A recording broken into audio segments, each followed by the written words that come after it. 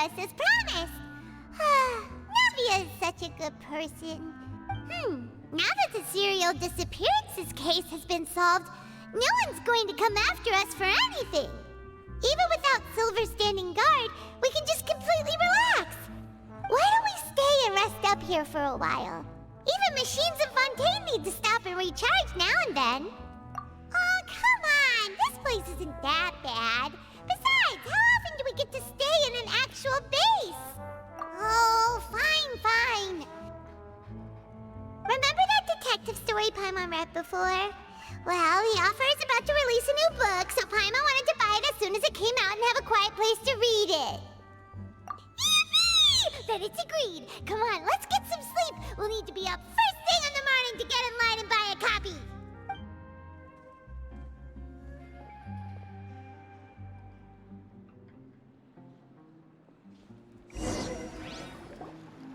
Paimon didn't expect that style at all. Even though it's a detective novel, it's also like a social documentary. It's actually pretty good. No! Paimon just spends a bit more time sleeping than you, that's all. Excuse me, but do you know if the Traveler and Paimon are lodging here? Huh? Who are you? Paimon doesn't recall seeing you before. Wait, you're not here to give us trouble, are you? A blonde traveler and a chatty little fairy. Whew, looks like I found the place. Good thing I asked the Spina di Rosula. Seems they sent me the right way. Hey, what do you mean by chatty? Paimon's always careful not to talk too much. It's an honor to meet you both. I was sent from the Palais Mermonia. Monsieur Nourillet wishes to see you. It seems he has something important to discuss in person. Nourillet? He wants to see us again already? Huh. We talked so much the last time we met. Has something happened since then? I am not privy to the details. It would be best if you came to the Palais Mermonia and asked Monsieur Nourillet in person. If you say so, but Paimon has a bad feeling about this. Now that I've delivered the message, I'll take my leave. Thanks! We haven't left the room for a few days, so we'll head over once we've freshened up a bit.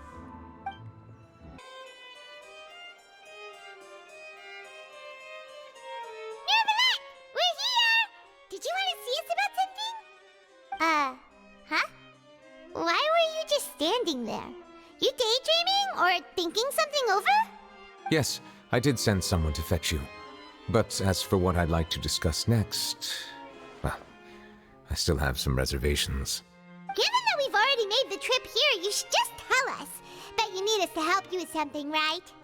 I do indeed have something I'd like to ask you to do. However, you should wait until after I tell you the details, then decide for yourselves whether you'd like to help or not.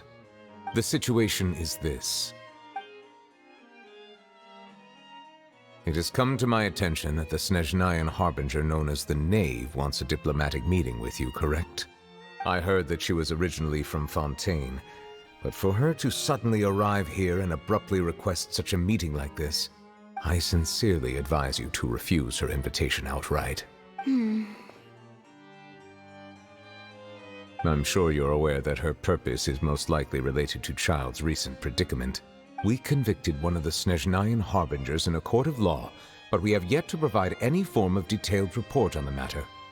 This does indeed provide an opportunity for Snezhnaya to put pressure on us. I believe we should adopt an evasive stance until we can provide a proper explanation and have a preliminary plan on how to deal with the matter. No, we shouldn't. I think we should agree to the meeting. Oh? Well, you see, we are the ones that owe an explanation.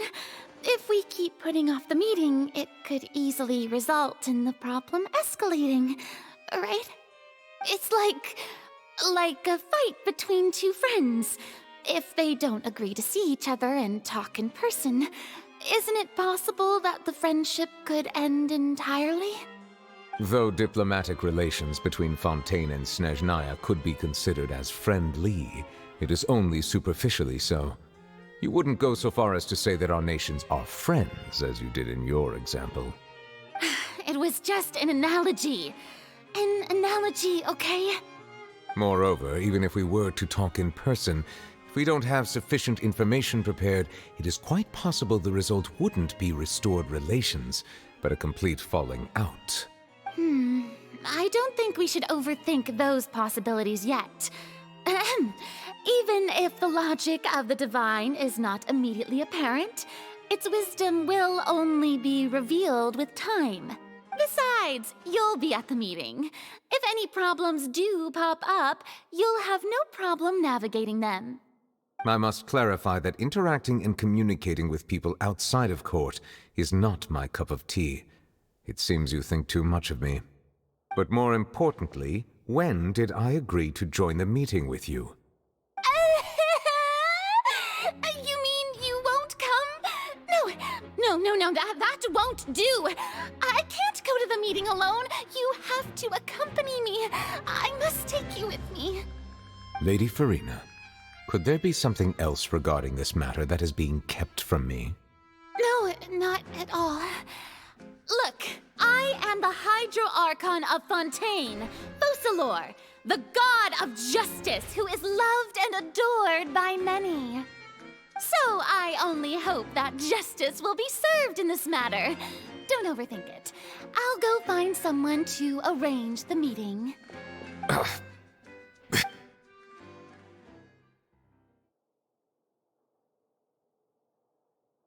Though it could officially be considered a diplomatic conference, I prefer to see our meeting today as an ordinary tea party.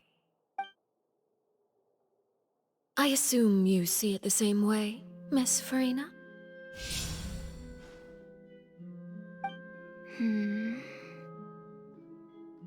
Lady Farina? Yes, that's right. Just like you said, a tea party. I should thank you for providing the pastries. They look delectable. To make this tea party even more lively, I've invited someone else to join us today. It's a pleasure to meet you, Monsieur Neuvillette. I was born in Fontaine, so naturally, there's no need to introduce the nation's revered Eudex to me. Hello. The pleasure is also mine. First, I would like to thank the two of you. I'm often away on business outside of Fontaine, and I'm told that the children of the House of the Hearth have been well taken care of by you. Oh, I'm not referring to when my children, Linny and Lynette, were falsely accused by you. Please don't misunderstand.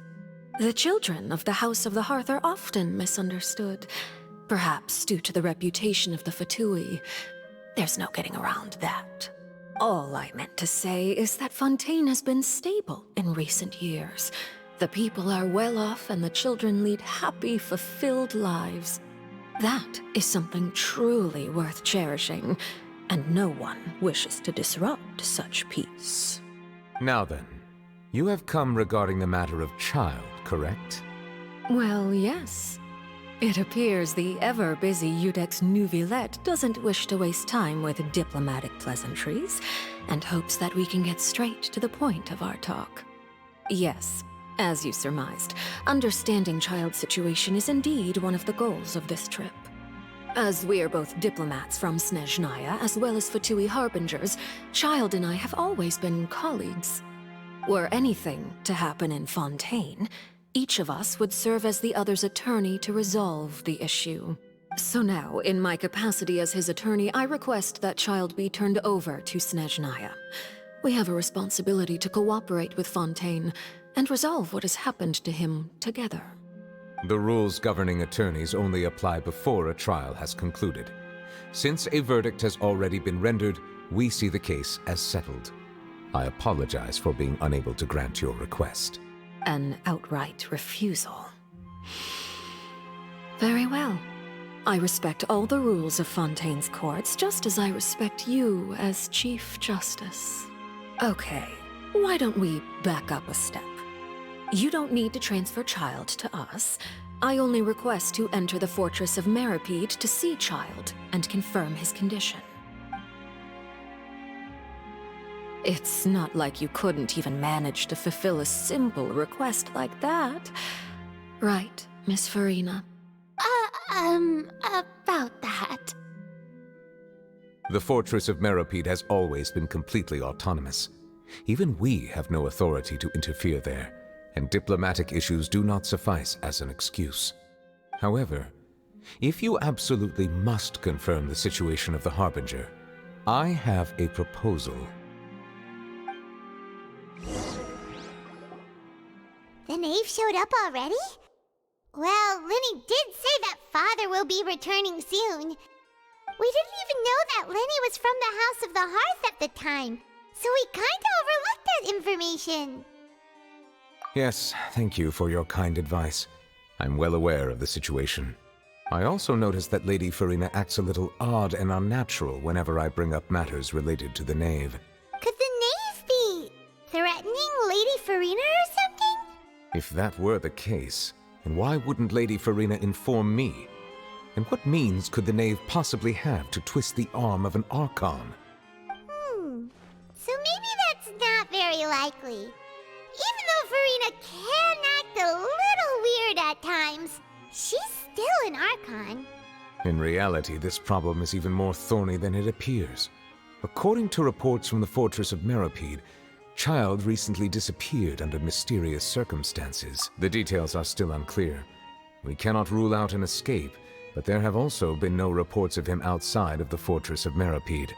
Special guards oversee the fortress, and its internal systems are extensive. Combined with the special characteristics of the surrounding terrain, an escape should not be possible.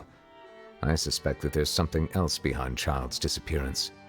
I was only willing to share this information with you because you are friends of Child, and it is my duty to see justice done.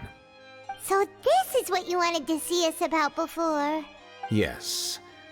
I would like you to go to the Fortress of Meropide and investigate Child's disappearance. This was my proposal during our meeting with the knave. Rather than allowing her to intervene, I offered to send someone to find out about Child's situation and report back to her in detail.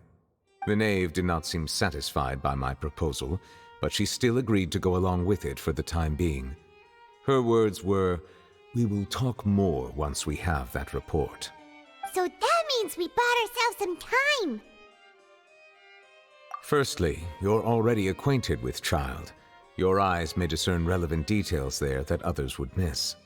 And secondly, is the consideration of the unique nature of the Fortress of Meropide. Isn't it just Fontaine's prison? I would not define it so crudely. The Fortress of Meropide is not affiliated with the court system of Fontaine on paper. It has always existed as an autonomous entity. Early in Fontaine's history, criminals were punished with exile, not imprisonment. Even today, sentences against convicted criminals still include exile, just as before. The Fortress of Meropide may seem like a prison, but it should in fact be regarded as a gathering place for exiles. All we do is dispatch guards to keep watch and help maintain security, but we have no right to get involved with any other matters. Although I do have a personal relationship with the administrator there, neither myself nor the courts have the right to be directly involved with the investigation, no matter how serious the grounds. Oh, Paimon gets it now. That's why you need us to conduct our own investigation as a third party, right? Correct. I will arrange false charges against you so that you may secretly investigate inside the fortress during your detention. This will save us a lot of unnecessary trouble. So, are you two willing to accept my proposal? Yeah, no matter how you look at it, it seems we're the best choice. Alright, we hereby accept this difficult task. Reluctantly. You two have my sincere thanks. This matter is of critical importance to Fontaine's current situation. Also, I hope that both of you can keep this operation a secret. We will rendezvous at the Fortress of Meropide's entrance on Irenaeus once you've prepared yourselves. I will arrange for someone to take you inside. Prepared ourselves? Is there something we need to prepare? Perhaps you could enjoy a good meal and have a nice bath. I'm afraid that living conditions inside the fortress are nothing like those on the outside world. Oh, right! Even though we'll be there on trumped-up charges, we'll be in prison for real. On second thought, is it too late to back out? Please do not worry. Since you are sacrificing both your time and quality of life for the sake of delivering this report, you will be compensated according to the highest standards permitted to legal staff, regardless of the outcome. Now that's more like it! Come on, Traveler, let's go eat the best meal we can find! We'll eat so much that we won't need to eat another meal for a whole month! You're a treat. Are you leaving now? In that case, please take this cake as a token of my personal gratitude. I'll have that, and that! Oh, and one of those two! Ooh, and no Fanta, thank you! That cake was pretty good. But as soon as Paimon remembered that we were about to go to prison, Paimon's stomach suddenly became completely empty. Now that Paimon thinks about it, we've always been super careful ever since we arrived in Fontaine, just to avoid breaking any strange laws here.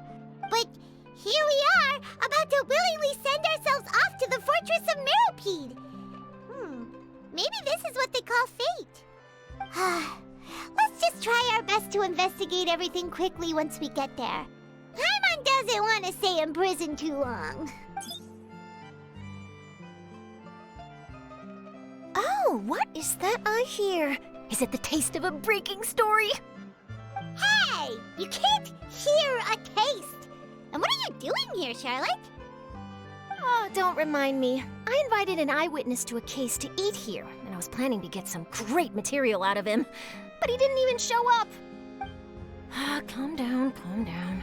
This is nothing new. As a journalist, you should be used to this by now. As long as you can score some juicy tidbits from the Traveler, you might still be able to recover the cost of the meal. You know we can still hear you, Charlotte. Never mind. It's nothing. I just heard you mention the Fortress of Meropide. You didn't commit a crime, did you? Please tell me all about it. No way! We would never! We're just going there to...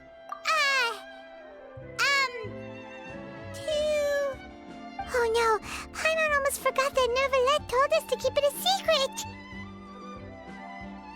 Huh? You're being arrested for that? Oh.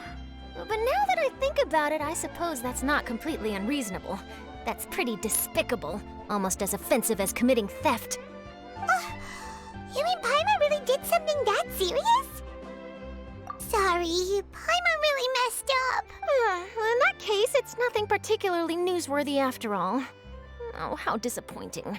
All right, there's still a chance. Since you're going to be at the Fortress of Meropide, would you be willing to help me gather some material for a story? About that, Paimon doesn't think we'll have any time. Oh, it's nothing difficult. All you have to do is think of a way to get some time face-to-face with the warden of the fortress.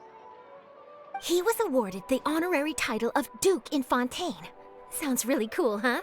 Only those who have made significant contributions to the nation have been conferred this title. It's incredibly rare. On top of that, the Fortress of Meropide has never been under the jurisdiction of the courts. Practically nobody, including journalists like me, knows anything about the person in charge there. Oh, if I could write an exclusive article about him, I bet it would sell a boatload of papers. You make it sound easy, but it really depends. Of course, I wouldn't ask you to do it for free, so this meal is on me. All right, you got a deal. We'll do anything you want. Then it's settled. The food should be here any second, right? Huh? Wait, just how much did you order?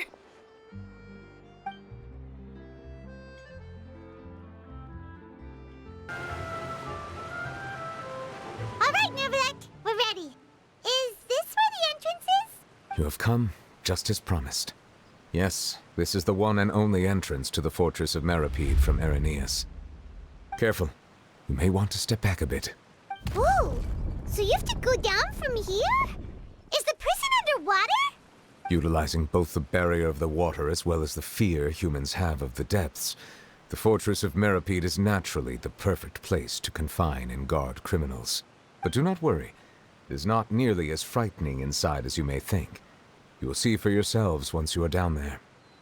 Paimon hopes you're right. Don't know about you, but just thinking about being at the bottom of the sea like that gives Paimon the heebie-jeebies. Oh, and there's one more thing. I mentioned that I have had personal dealings with the administrator of the fortress, Wriothesley. He's a very shrewd fellow. Yeah, we heard about him too. He's that Duke, right? Correct. He is the highest-ranking manager of the underwater prison. Even though you are going there to investigate at my behest, it would behoove you to avoid any confrontation with him or any of his subordinates.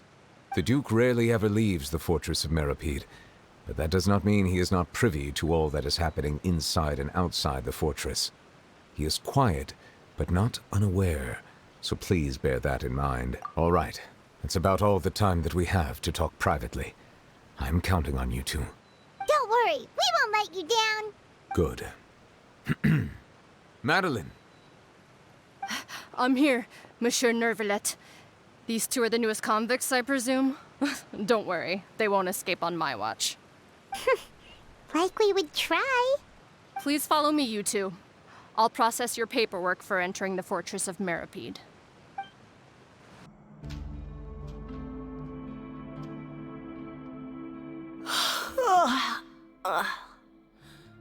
Oh, it's you, Madeline.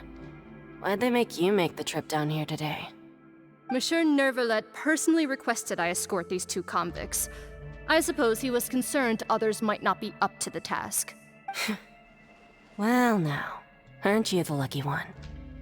Must be nice to be on good terms with the big shots like the Chief Justice. The only people I get to see every day are the new inmates. Well, have you tried service with a smile? Who knows, it might help your professional reputation. Yeah, right. As if. Every criminal comes through here looking miserable. How can I smile with such a toxic work environment? And even if I did smile at them, the convicts would probably just think that I'm some freak getting some kind of twisted enjoyment from their pain. Oh, she's got a point. Well, I've finished transferring you.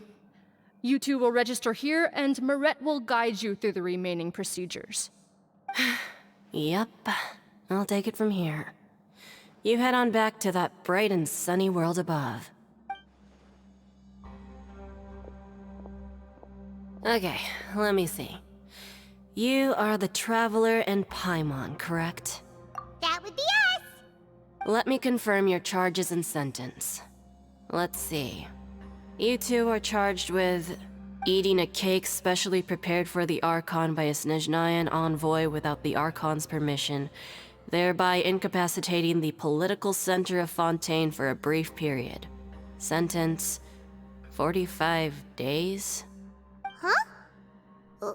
Wait, you mean the cake that Nervalet gave us was... Just looking at the charges, it seems you two are capable of causing some serious trouble. And considering how fond Lady Furina is of sweets, this crime is tantamount to trying to assassinate the Hydro Archon herself. Now I've seen everything. Anyway, we still need to finish processing you before you can enter the Fortress of Meripede. Please stand in front of the board over there. I'll take your mugshots with my camera. Oh, all right. But be sure to catch Paimon's good side.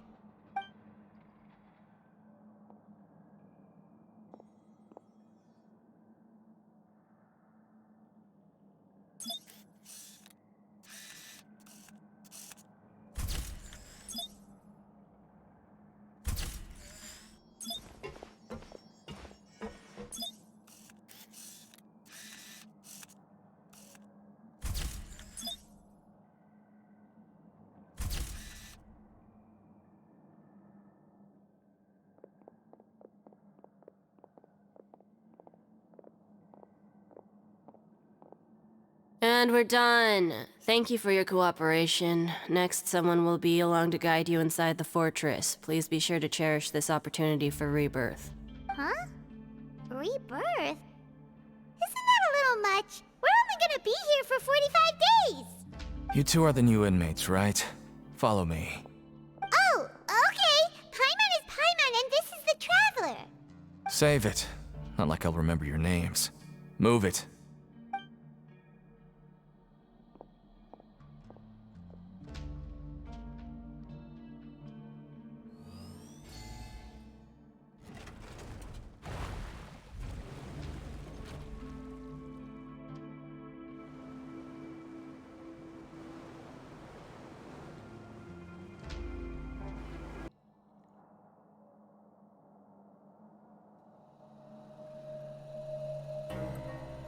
Oh, are you one of the guards here? Is there anything we should be careful of while we're here?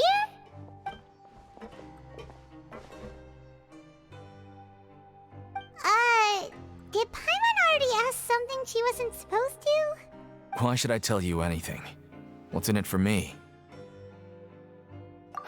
This is exactly why I can't stand you fish. I wouldn't even be doing this if it weren't for the credit coupons. Credit coupons?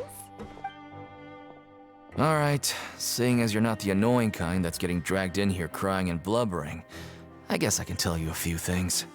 But next time, it'll cost you some coupons. Mora means nothing here. Here, we use credit coupons. Coupons can get you almost anything in the Fortress of Meripede. Desires? Fulfilled. You want power? No problem. Coupons can even change fate itself.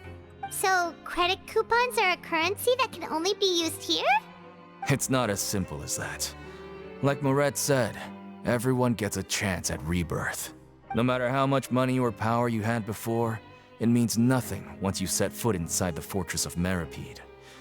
You have to start over and earn your coupons. Everyone starts from the same place, and you have a chance at a new, less terrible life. I guess that's the real purpose of the coupons. They symbolize true fairness and true justice. And this is also exactly why so many criminals choose not to return to the outside world, even after they've served their sentence. Oh, so that's what the Fortress of Meripede is like. Huh. Paimon was under the impression that it'd be more like a prison. It certainly ain't all sunshine and roses here, but it's also not the worst place to be. You'd better take a good look at the scenery now. It'll be the last chance you get for a while. After being away from the sunlight for so long, even the terrifying depths of the sea start to feel like home. It just stops feeling oppressive, you know? Oh, I'm actually an inmate like you two. Welcoming newcomers is a job I've picked up to earn some extra coupons.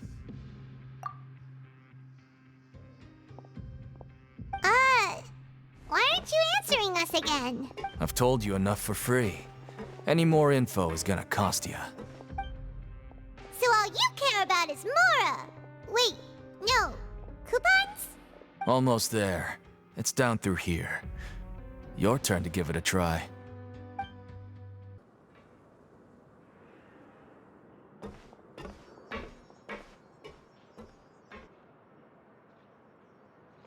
So this is the actual entrance to the Fortress of Meripede? Huh. It looks like there are other new arrivals, too. Oh, they sure don't look happy. Maybe we look too relaxed for fresh convicts. Oh, right. We're on someone else's territory now. We need to think of a good way to act like criminals to get by. If we're discovered, even Neuvillette might not be able to rescue us. Hey! Don't scare Paimon! Oh, Paimon's not ready for all this! Look, I don't really know you, and I have no idea what kind of crime you committed, but... You wouldn't have happened to anger someone important, did you? Someone important? Paimon doesn't think so. Wait, why are you suddenly trying to talk to us now? Now's not the time to worry about that. Anyway, it's over there, so... You just go on over there by yourselves. I've done my job, so... Good luck. What was that all about? Wait a second. Are there usually so many garter mechs around here? They're already onto us?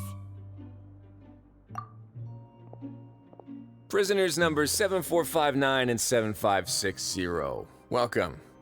Oh, no need to be anxious. These Gardamex aren't here to attack you. In fact, they're here as your honor guard. When I heard that you were friends of Monsieur Neuvillette, I had the Gardamex come and wait in formation. Wait, you know about our connection with Neuvillette? The seafloor isn't as cut off from the world as you might imagine. However, I'm afraid that I know nothing more than that you are friends of the Udex. And as you can see, committing a crime means being sentenced here, even if you're friends with the Chief Justice. Quite fair. The Duke! Greetings, Your Grace. Lovely weather today, isn't it? Oh, greetings, my good fellow. Well, I'm willing to imagine that the weather is as good outside the sea as you say it is. How great it would have been if only the Fortress of Meripede had been built on the coast, huh? It would have been so convenient to enjoy a nice chat in the sunshine. My profuse apologies. I just got so nervous when I saw you, So this is the Duke. He sure looks a lot younger than Paimon imagined. The Traveler and Paimon, correct? Mr. Deacon here was responsible for your welcome. I trust you were satisfied with his guidance?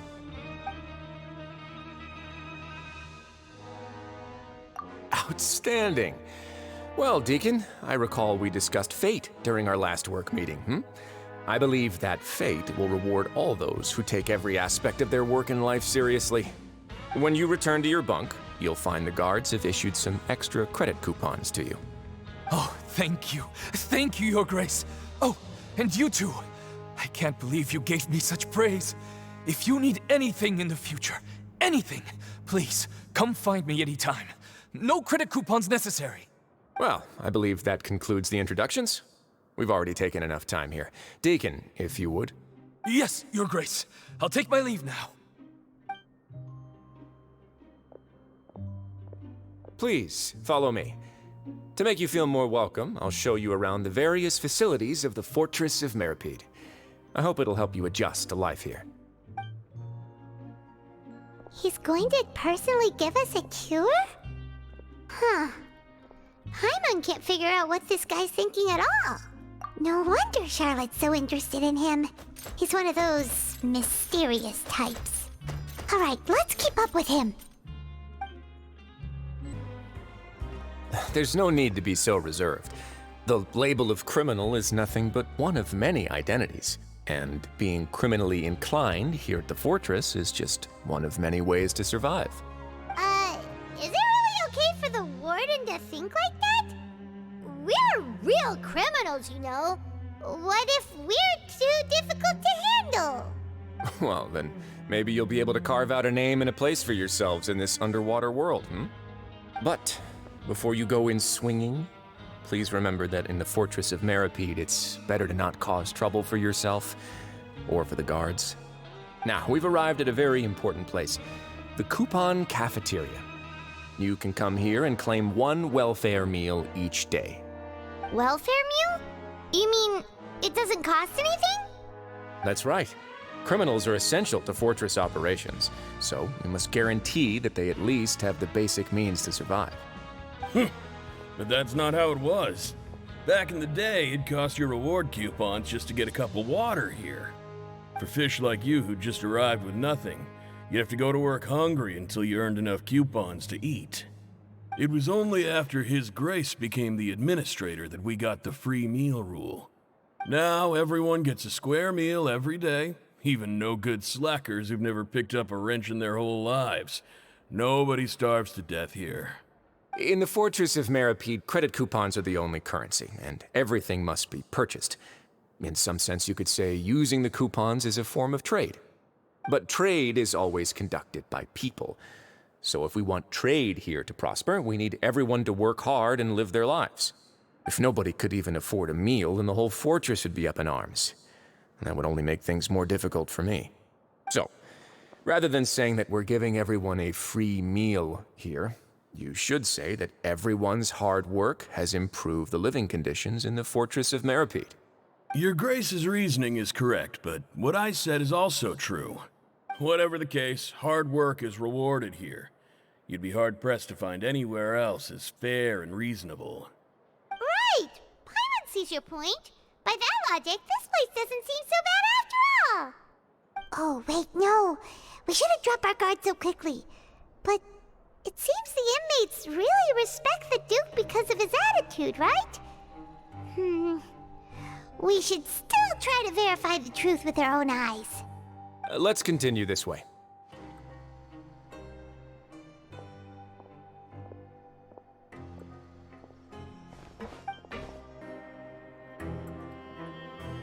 This place is known as the Pancration Ring. Sometimes we have criminals who have more energy than they know what to do with. Their daily work alone isn't enough of an outlet for them. So, instead of leaving them to their own devices, we've provided them with this dedicated venue. This way, nobody will get involved unless they want to be. Pancration matches? And you can earn extra coupons? Oh, what do you think, Traveler? Interested? But I must warn you that your sentence will be extended if you fail to restrain yourself and end up seriously injuring or killing your opponent. So, did you set this place up too?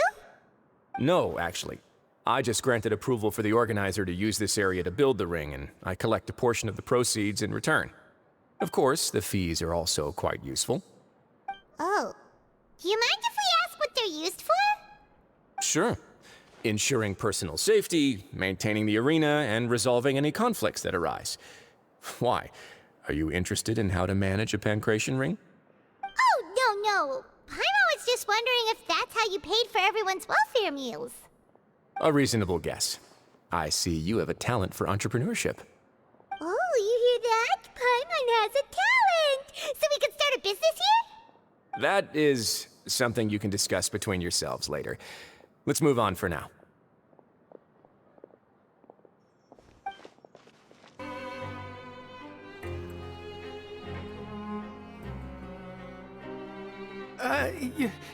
Your Grace. Good morning. I mean, good afternoon. No, wait, what time is it again?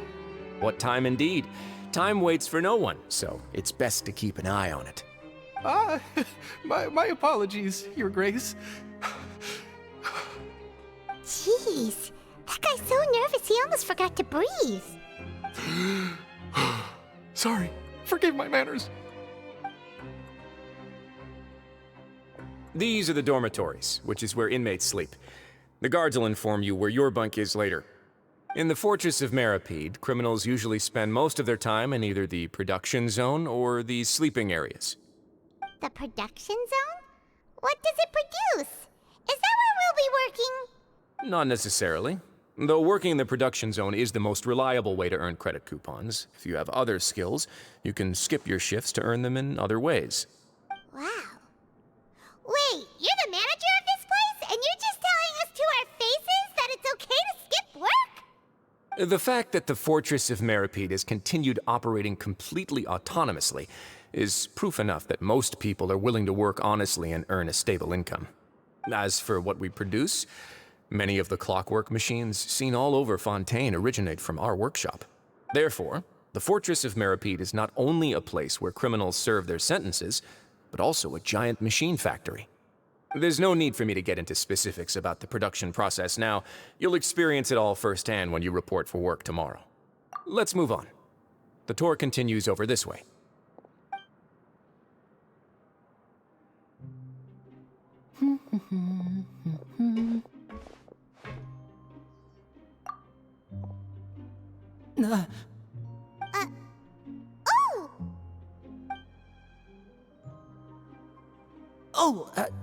You really scared me there.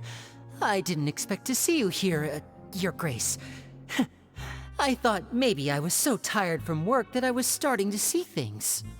The only thing you should be seeing is the work in front of you. Stay focused and keep up the pace. Oh? Is something the matter?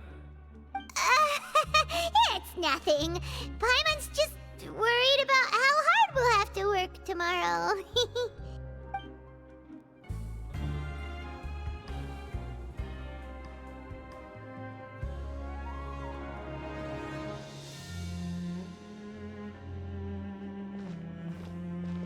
Your Grace?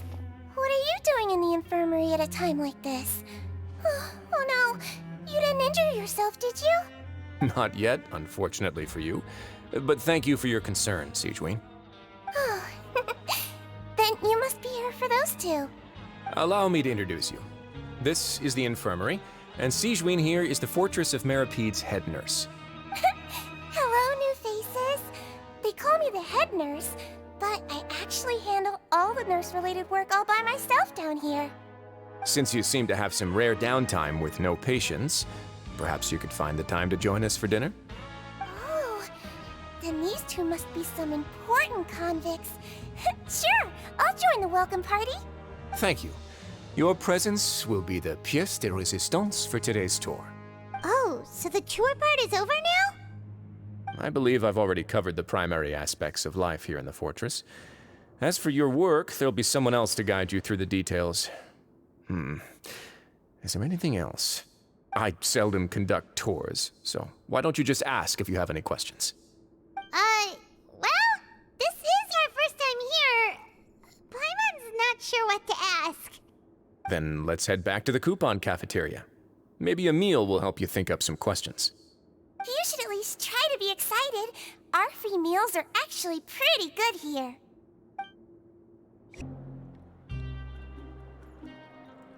What do you think of the food? Does it meet your expectations? Wow, it looks delicious! Neverlet made it sound like living conditions in the Fortress of Meripede wasn't very good. Who would have guessed that criminals get to eat tasty food like this every day? Oh, isn't that the meal box that only super lucky people manage to draw? Seems like you two are quite fortunate. It actually has nothing to do with luck in this case. I had a word with Walsey, so you didn't have to draw lots like everyone else. Oh, you mean the meals are random? Yes, what you get to eat depends completely on your luck. You could say that it's a distasteful little game that Chef Walsey likes to play here in the cafeteria. Paimon knew it! If criminals got to eat tasty food like this every meal, the crime rate in Fontaine would skyrocket for sure. Excuse me, did I hear you mention Nervulette just now? I've been wondering how he's doing. Is he busy with work? Has he been taking care of his health? He seems healthy no matter how you look at him. But he works so hard all the time, so it must be really tiring. It sounds like he hasn't changed a bit. Looks like you can stop worrying so much, Sijuin. Oh, that's good. But I still feel like it's been too long since I've heard any news about him. No news is good news. Maybe next time I've got something to discuss with him, I can invite you to accompany us. But isn't the Fortress of Meripede independent from Fontaine's court system? What do you two have to discuss? Well, we provide all kinds of mechanical products for official use, and some essential goods have to be obtained from the overworld, so we naturally have to stay in touch about this and that. Monsieur Neuvillette's character is unimpeachable. No matter the question, you can discuss it openly and freely with him. Talking with him feels quite effortless. In light of that, I am quite willing to go out of my way to show respect and accommodate him. In fact, right now, I'm treating you two as guests invited by Monsieur Neuvillette. But unfortunately, I can only do so until the end of this meal. After this, you two will just be inmates here. You're very welcome. Well, your new life awaits. The Traveler and Paimon, right? Listen up. As new inmates, the only thing you need to worry about is what to do and when to do it. Don't make any extra trouble for yourself. Your bunks are right over there. Follow me.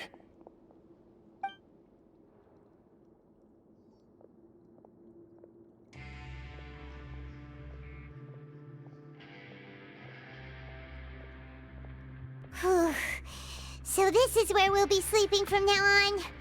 Oh, Paimon can't believe this!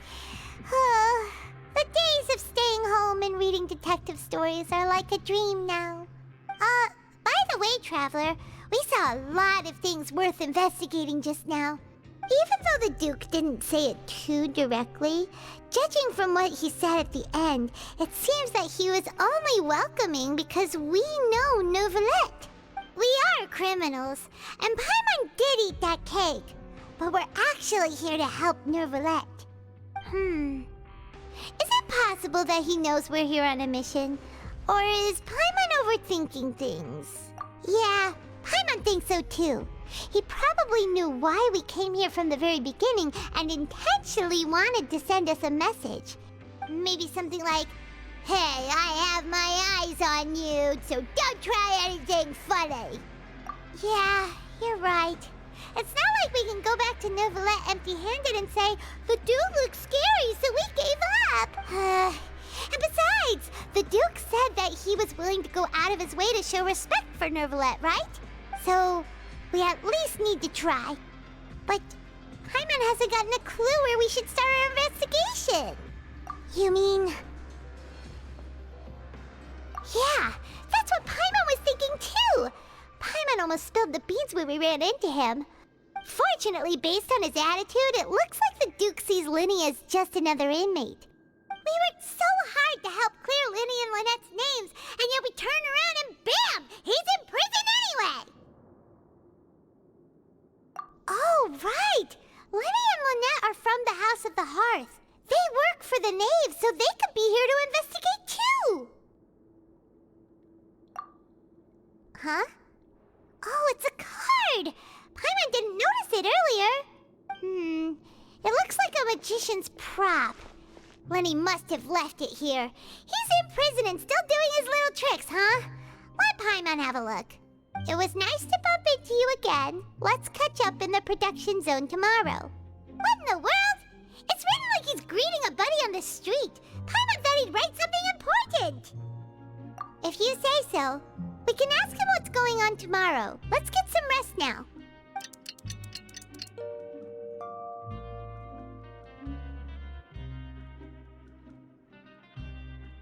Hey, you're finally awake! Well, it's Paimon's first day as a prisoner. Last night, Paimon dreamed about getting interrogated by the guards until Paimon told them everything, and then Paimon woke up. Hey, come on! It's just a dream, okay? Paimon wouldn't really squeal. Maybe. Hey, lazy bones. What are you still doing here? If you don't want to starve, then get yourselves over to the production zone. Sorry! We're going right away!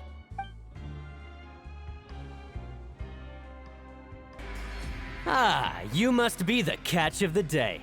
Looks like you've got some luck getting assigned this space. Yep, we just arrived yesterday and... Don't interrupt me when I'm speaking! Yes, sir. Listen carefully to my instructions. I don't want any mishaps. Every machine here is worth more than the both of you. Working around these machines can be very dangerous. Do your job well, and you can eat in the cafeteria after your shift. Get sloppy, and you dine in the infirmary. Anyway, the Fortress of Merope doesn't want to lose a single one of its machines.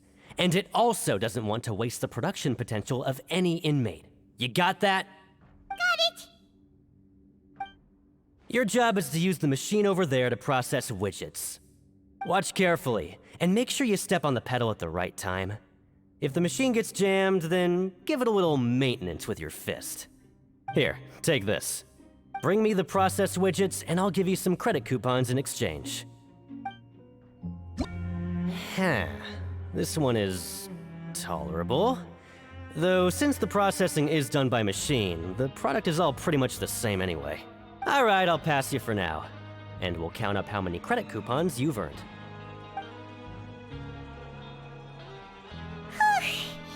Paimon's exhausted. We're done now, right? Oh, that foreman. He's so scary that Paimon couldn't even speak. Ugh. Even though Paimon's starving and wants to head straight to the coupon cafeteria, we still need to meet Lenny first, right? He probably just finished up his work, too. He should be around here somewhere.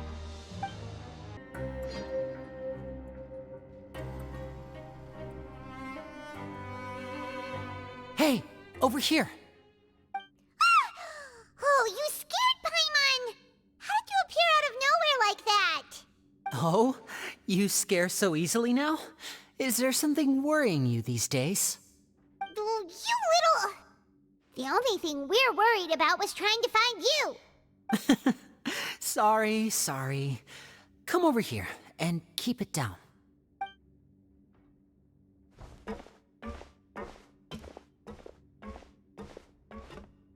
Oh, Lynette! You're here too! You two really are inseparable. That's right. My brother simply can't stand to be away from me.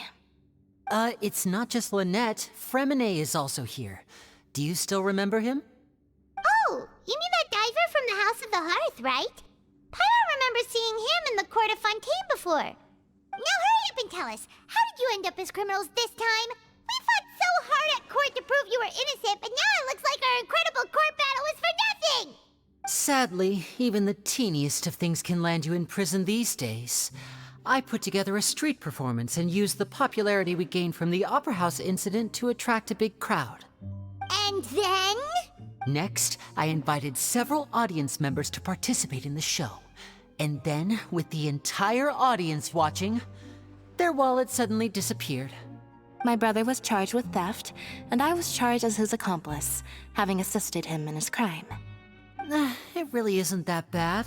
The missing wallets are all in the leftmost drawer of the Maison Gardiennage's big filing cabinet. We just need to see how long it takes to discover them. Yep, we should be released then. In terms of the magic trick itself, I think the performance went perfectly. Leave it to Lenny to magic himself into prison. Indeed. Last time I hid my identity from you, I promised that I'd tell you absolutely everything if you were angry about it. No more secrets. So I don't plan on keeping anything from you this time either. At the moment, the House of the Hearth's interests don't conflict with yours at all. We were instructed by the father of our house, the Knave, to come here and conduct an investigation. Told you so! See? Paimon guessed right. As for what we're investigating, perhaps you haven't heard, but the fortress of Meropide hides a secret. Some even say that the entire fortress exists just to protect it. The House of the Hearth has been investigating this for a very long time, trying to uncover its mysteries.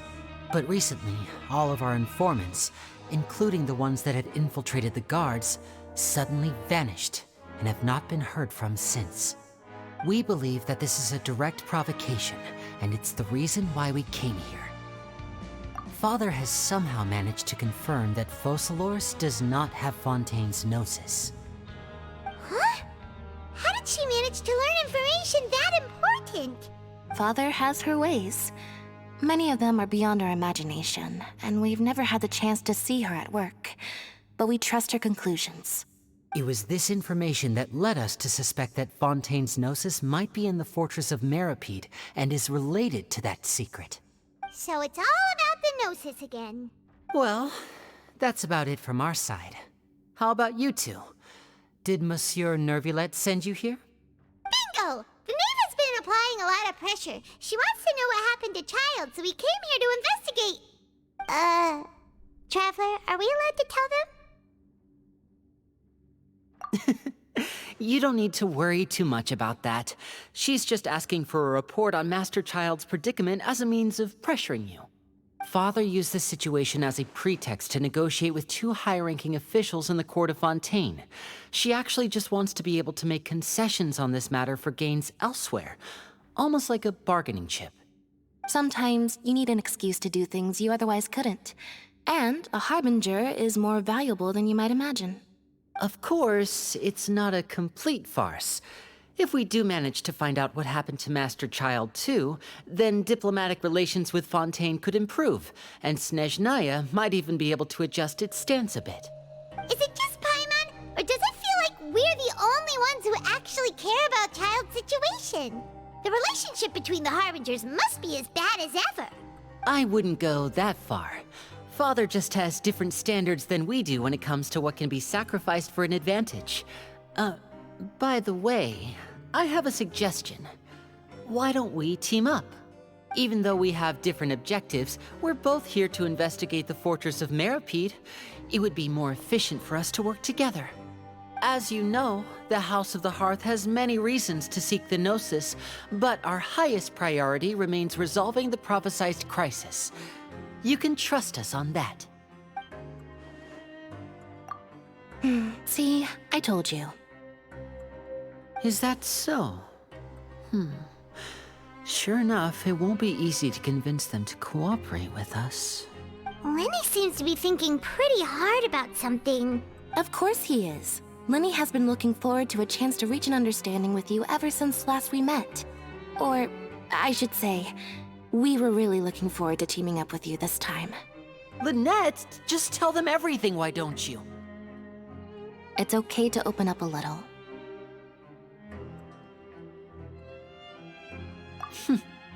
Very prudent of you, and consistent with your behavior since we first met. That's reasonable enough, and I agreed to cooperate on these terms as well. I was prepared for the worst, but you were actually more agreeable than I anticipated. All right then, there's no time to lose. I have some information to share, so listen carefully. Since Lynette and I arrived here, our investigation uncovered the fact that the Fortress of Meropide has a forbidden zone. Most people just clammed up and wouldn't talk, but after asking the right questions, we were able to confirm the existence of the forbidden zone from the guards. You should be aware of that while you're investigating. A forbidden zone? Could that be where the child disappeared to? You're right, we'll definitely keep that in mind. Good. That's the most suspicious thing about the fortress that we know of so far. We have a few other unanswered questions, and we'll be investigating those as quickly as we can. Anyway, I hope you find our information useful at least. Oh, look at the time. You two must be hungry. You should go to the coupon cafeteria and get something to eat. I'll use my cards to get in touch with you again in the future. Oh, that's just what Paimon wanted to hear! Paimon's starving after all that work today. We can talk more about the investigation later. Let's go get some grub! Oh, he wasn't kidding. Today's meal is nowhere near as good as last time. Oh, who knows how long it'll be until we're lucky enough to get that super tasty meal again? Forget about it then. We'll just deal with the regular food for the time being. Let's just get out of here as soon as possible. But life here doesn't seem all that bad. Other than the foreman being kind of mean and the work being pretty tiring. You think so, mate? If I had a coupon for every fish who said that. Seems you fishies still haven't learned your lessons from your life up on the surface. If you take things at face value, then by the time you reach a dead end, you won't even know how you ended up on that road in the first place. I like your attitude. I can, let you in on a little something. Everyone's been telling you to just follow the rules and not cause any trouble for yourself. Am I right? But what they don't tell you is that the rules aren't exactly what they pretend to be. The rules for being a prisoner. The truth is, this place has a lot of hidden rules. Huh? Hidden rules? What do you mean? Not everyone knows about those rules, but whether you know them or not, once you break one, you might encounter something even worse than death. Really? Oh, now you're really scaring poor Paimon. Don't joke around like that! Of course.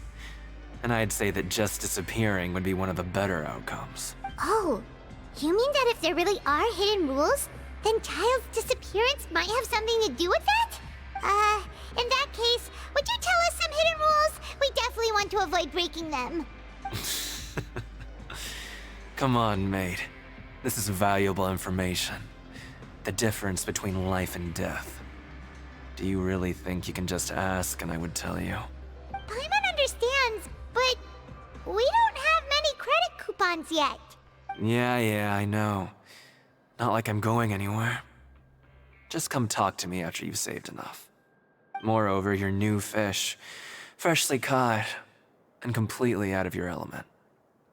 What'd be the point in even telling you anything before you've gotten a handle on your new lives? Come and find me once you've been here longer. I'm usually around the rag and bone shop. Just call me V-Doc. Bye-bye now. He left. Just like that. Huh. Do you think he's just trying to scare us into buying fake information from him? Yeah. It might be a good place to start in our investigation. Hidden rules, huh? But, like he said, we don't have any coupons and we're still not familiar with this place. Oh, there's nothing we can do about it now. Ah, we were so busy talking we almost forgot to eat. Even if it's not the best, it's probably better while it's warm. Come on, dig in before it gets cold.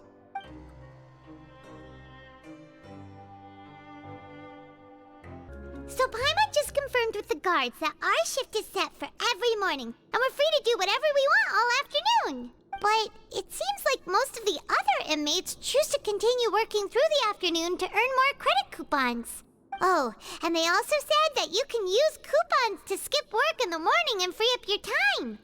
They weren't kidding. Credit coupons really can be used to do anything here. Paimon's so tired. And we'll need to wake up and go to work in the morning. Without any credit coupons, it's not like we can really do anything else. Nighty-night, Traveler. Paimon hopes we can keep making progress on our investigation tomorrow.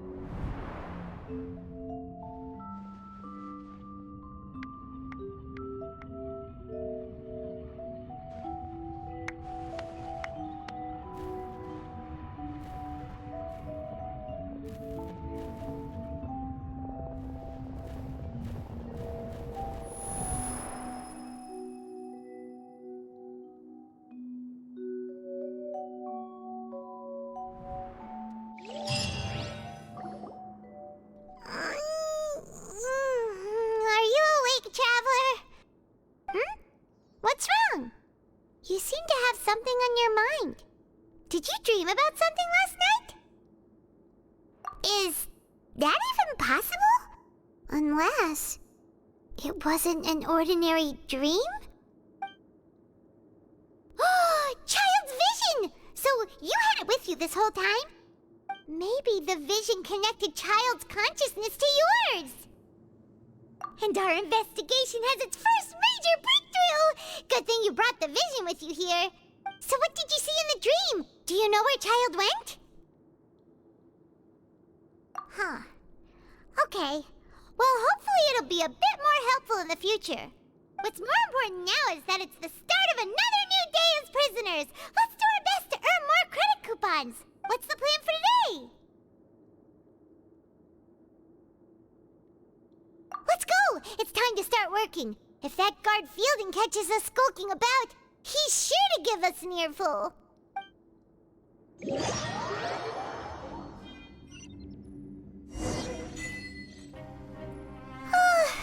Paimon's beat. But after so many shifts, it seems we're really getting the hang of it now. Hey there, fellow shiftmates. I saw you finished your work, so I thought I'd come over and say hi. Oh, hey there! We've seen you before. Your assigned workspace is really close, isn't it? That's right. The name's Rowan. This past few days, I couldn't help but notice the new faces working nearby. I guess we were destined to meet. I've been working here for almost 15 years. Even the foreman, Grainville, always calls me Chief. Whoa, you've been working here a long time, Chief. If there's anything you'd like to know, just ask me. I know the work here in the production zone better than the back of my hand. All right, Chief. We'll be sure to come to you first. Did you just ask about the rules? Pretty sharp for newcomers. You've already heard about the rules, huh? Who'd you hear it from? All right. Seeing as I'm the one who came over here, you're already calling me Chief. I guess I can tell you a little. Truth is, you two keep working like this, you might be putting yourselves in danger. Huh? Wait, there's even a rule about that? What would have happened if you never told us about this?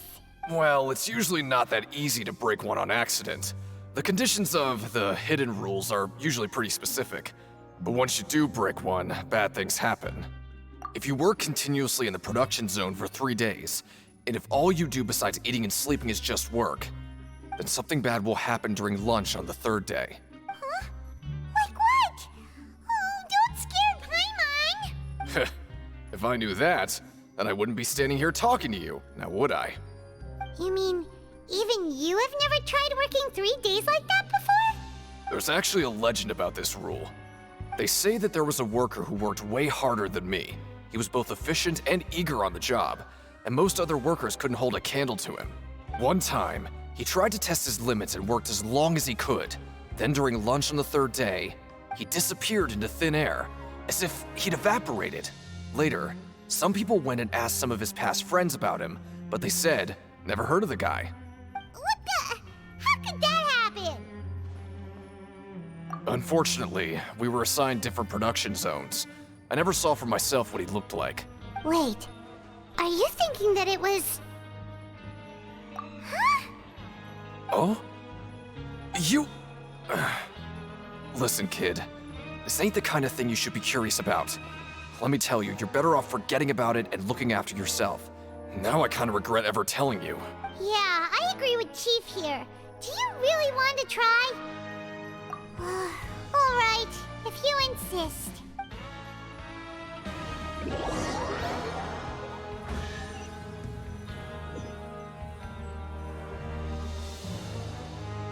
Whoa! Isn't this the Super Lucky Meal? Looks like hard work really does get rewarded. Paimon's gonna take her time and savor every bite. What would you like to do this afternoon? Oh, you want to stop investigating and go rest? Okay, you should rest up. We'll be back at it tomorrow. Seems we had a productive day. Hope we can make even more progress tomorrow.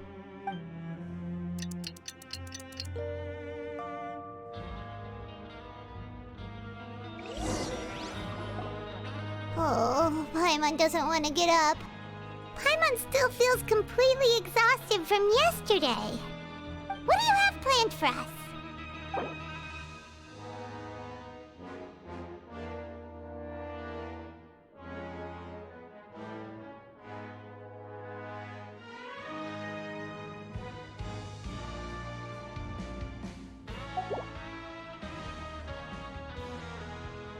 Right, we just need to keep at it.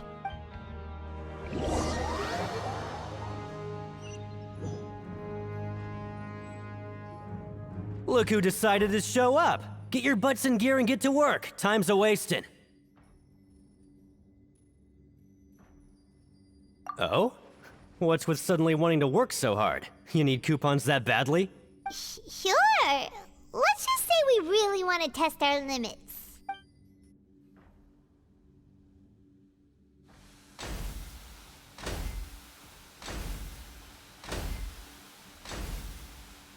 Nice! We did well today. Let's keep it up!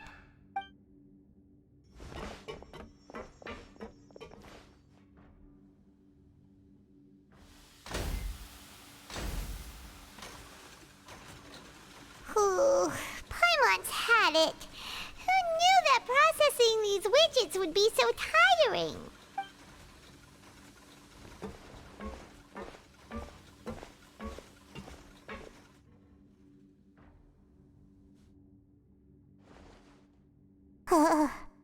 That's it. Paimon doesn't even have the energy to talk anymore. Is it time to eat yet?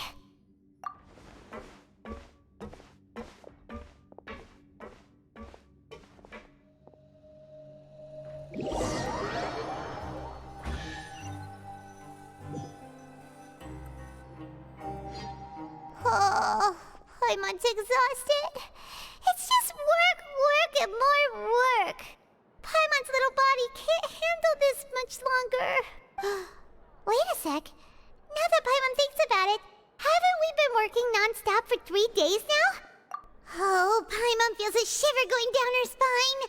What's going to happen?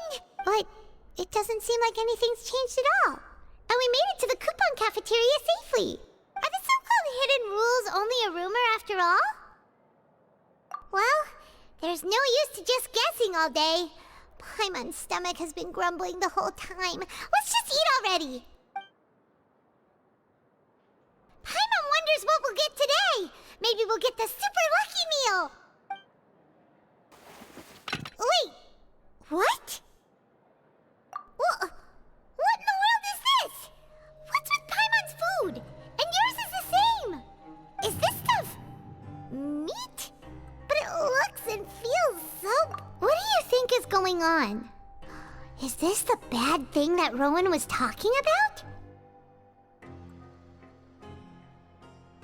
No, stop right there, Paimon gets what you mean, just don't say it! Hey, isn't that Woolsey over there? He must have made the food, right? So let's just ask him about the food and be done with it! Hey, Woolsey, have a moment? What is it? I'm about to go report the numbers for today's free meal, so you'd better make it quick. It's about the meat in our meals. Look, does it seem normal to you? The meat? Oh, that. Looks perfectly fine to me. Totally normal. You'd better hurry up and chow down. How could this be fun? Hey, don't leave! You barely even looked at it! Hey! Ugh, what should we do now? Woolsey wouldn't even give us the time of day. Is he trying to hide something? Yeah, looks like we have no other choice. Paimon was positively famished a minute ago, but now she's lost her appetite. What would you like to do this afternoon? Okay, let's see if we can find any new leads. Huh? Rowan? What are you doing here, Chief? I was injured a bit just now. Nothing major, I think I just pulled something. Little mishaps like this are unavoidable at work, you know? Huh. Paimon wouldn't have thought someone as experienced as the Chief would still get hurt on the job. I just knew you would say that. This is pretty embarrassing. Where's Siegeween when you need her anyway? The one time I need to make a quick trip to the infirmary. Oh, you mean she wasn't in the infirmary? Yeah. The rumors say that there's never anybody in the infirmary in the half hour before lunch, and nobody knows where Siegeween gets off to.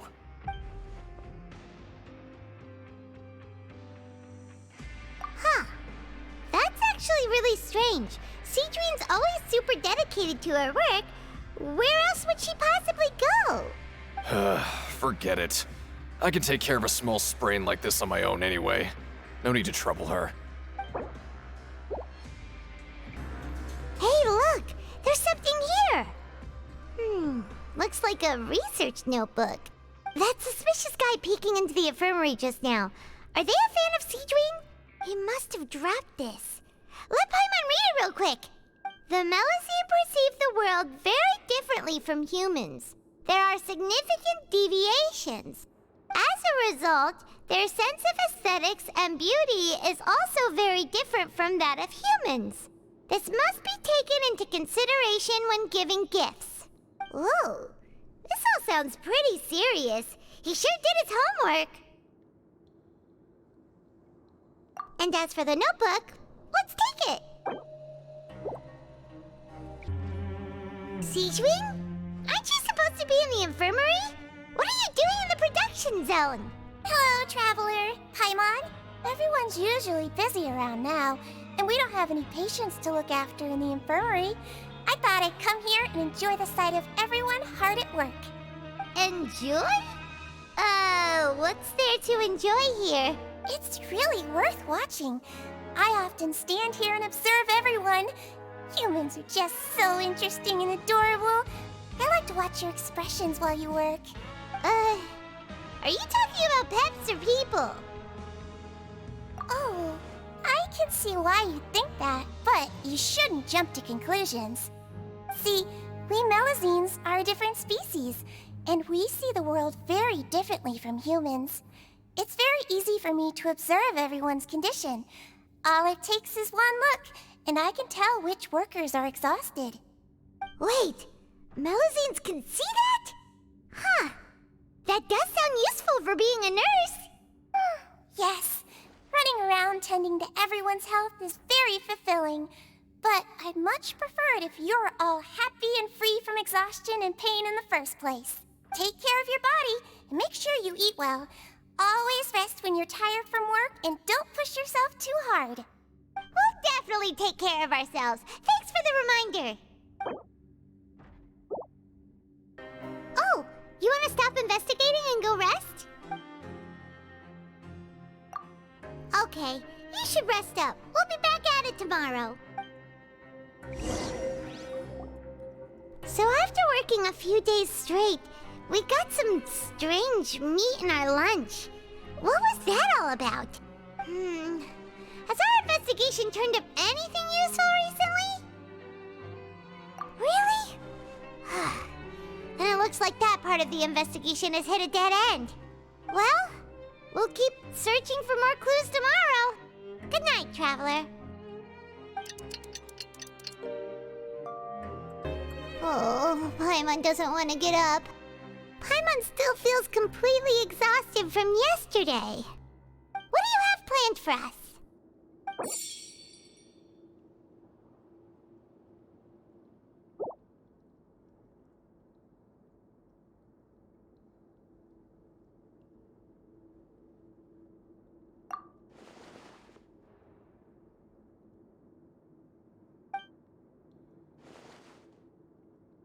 After working here so long, we're really starting to get the hang of it. But doing the same thing all the time can get old pretty quickly. How are you holding up? Yeah, it's good to kick back and relax once in a while.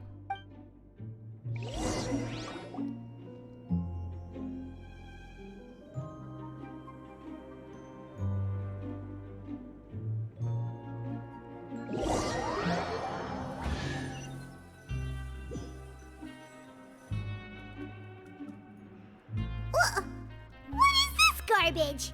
Ooh, it looks disgusting! Oh, Paimon misses your cooking now. What would you like to do this afternoon? Sure! If we're not going to work, then let's kill some time at the Pancration Ring. Oh, you must be the Traveler, huh? Sorry, mate, but competitors as strong as you are prohibited from participating. I don't make the rules, mind you, but I was given very specific instructions. Even convicts value their lives, don't they? I hope you can understand.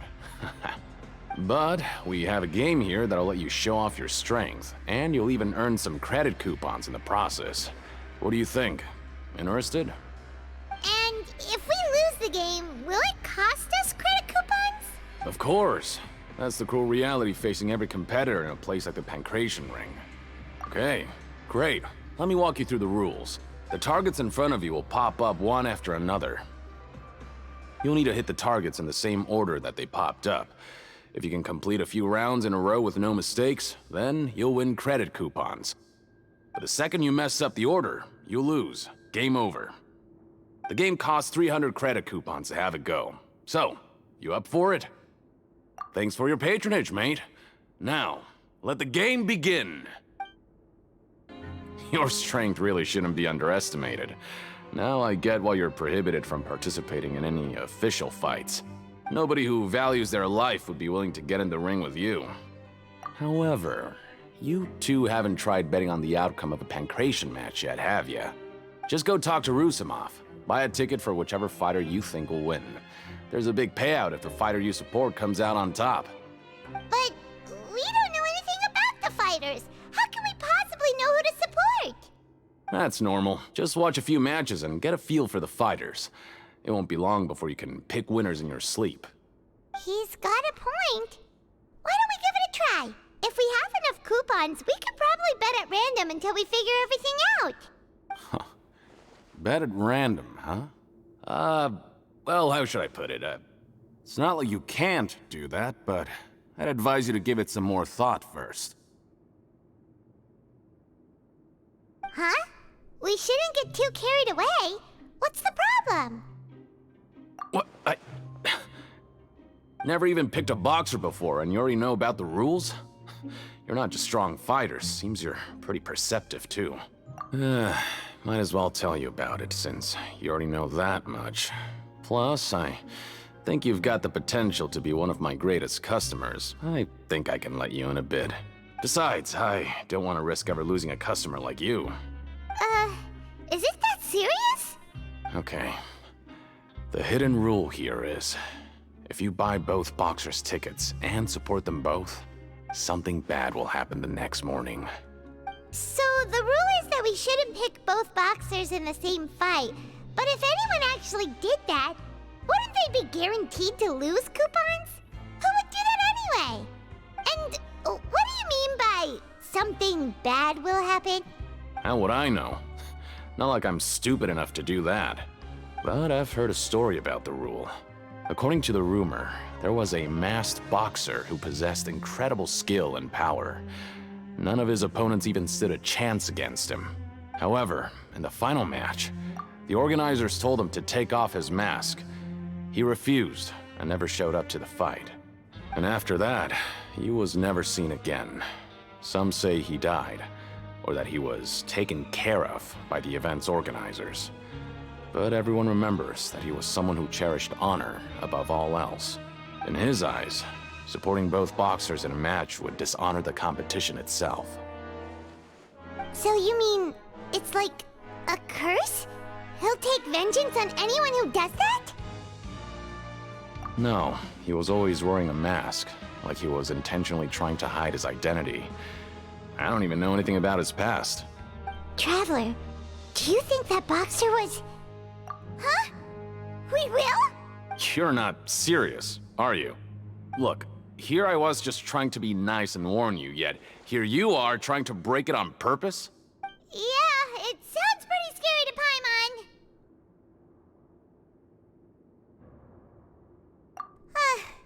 Seems you've made up your mind. Just be sure to protect Paimon, okay? Betting on both fighters will set you back about 3,000 credit coupons. If you have enough, then go ahead and give it a try.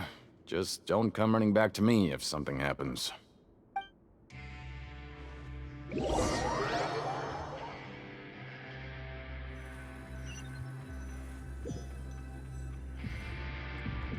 we had a productive day. Hope we can make even more progress tomorrow.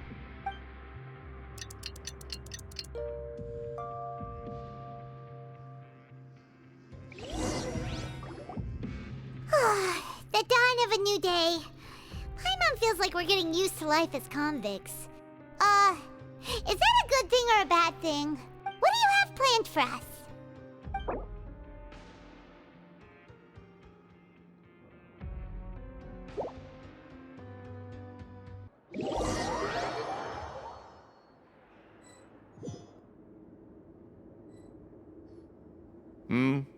Are you two here to buy tickets? Better be quick about it. Another match is about to start. Who are the boxers in the next round? We have the reigning champ, Le Grappler, versus a contender from the Eastern Prison Block, Demon Horde. Are those their nicknames, or did they choose those names themselves? Either way, super weird.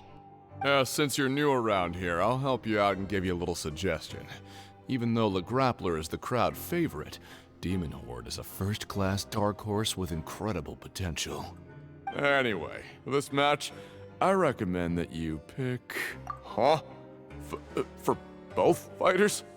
I can tell you're new to this, but I didn't think you were completely clueless. Maybe you don't quite understand the rules, no? Let me try to explain again for you more clearly. You see... Oh, no need.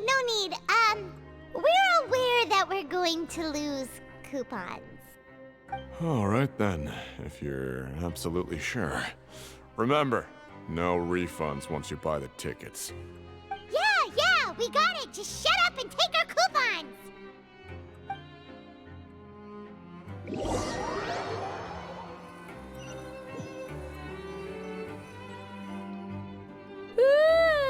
We woke up so early today that Paimon's been nodding off all afternoon. Good thing it's finally time for bed.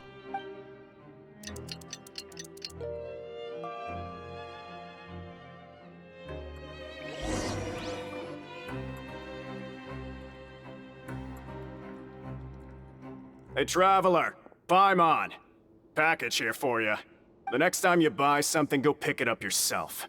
I'm not a delivery man, you know. Huh? A package? For us? Did you buy something, Traveler? Paimon's not quite awake yet, so why don't you go take a look? Right! Yesterday we broke the hidden rule and bought tickets for both boxers. Oh, maybe this package is the bad thing that Colin said would happen. Paimon suddenly feels wide awake. Wait, maybe let Paimon go hide first. Just call Paimon after you opened it. Hey, wait! Paimon's still here! Don't open it! Ah! Huh? What is it? Are you okay? Let Paimon take a peek too. Oh, it's just a small bottle. But the color of the liquid inside looks so wrong. Alright, that's enough of that. No need to say it out loud. Paimon already knows what you're trying to say. Ugh! No way! Get that stuff away from Paimon! Paimon thinks we shouldn't open the bottle until we figured out what's going on. Just trust Paimon on this one, okay?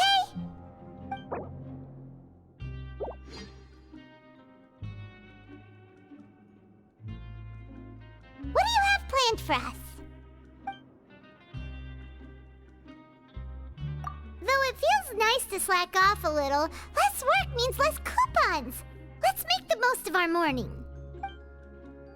If there's no way to send it all out, then maybe I'll never get a chance to leave. Who are you? We've never seen you before, and you don't look like a fellow convict. I'm not! Of course I'm not.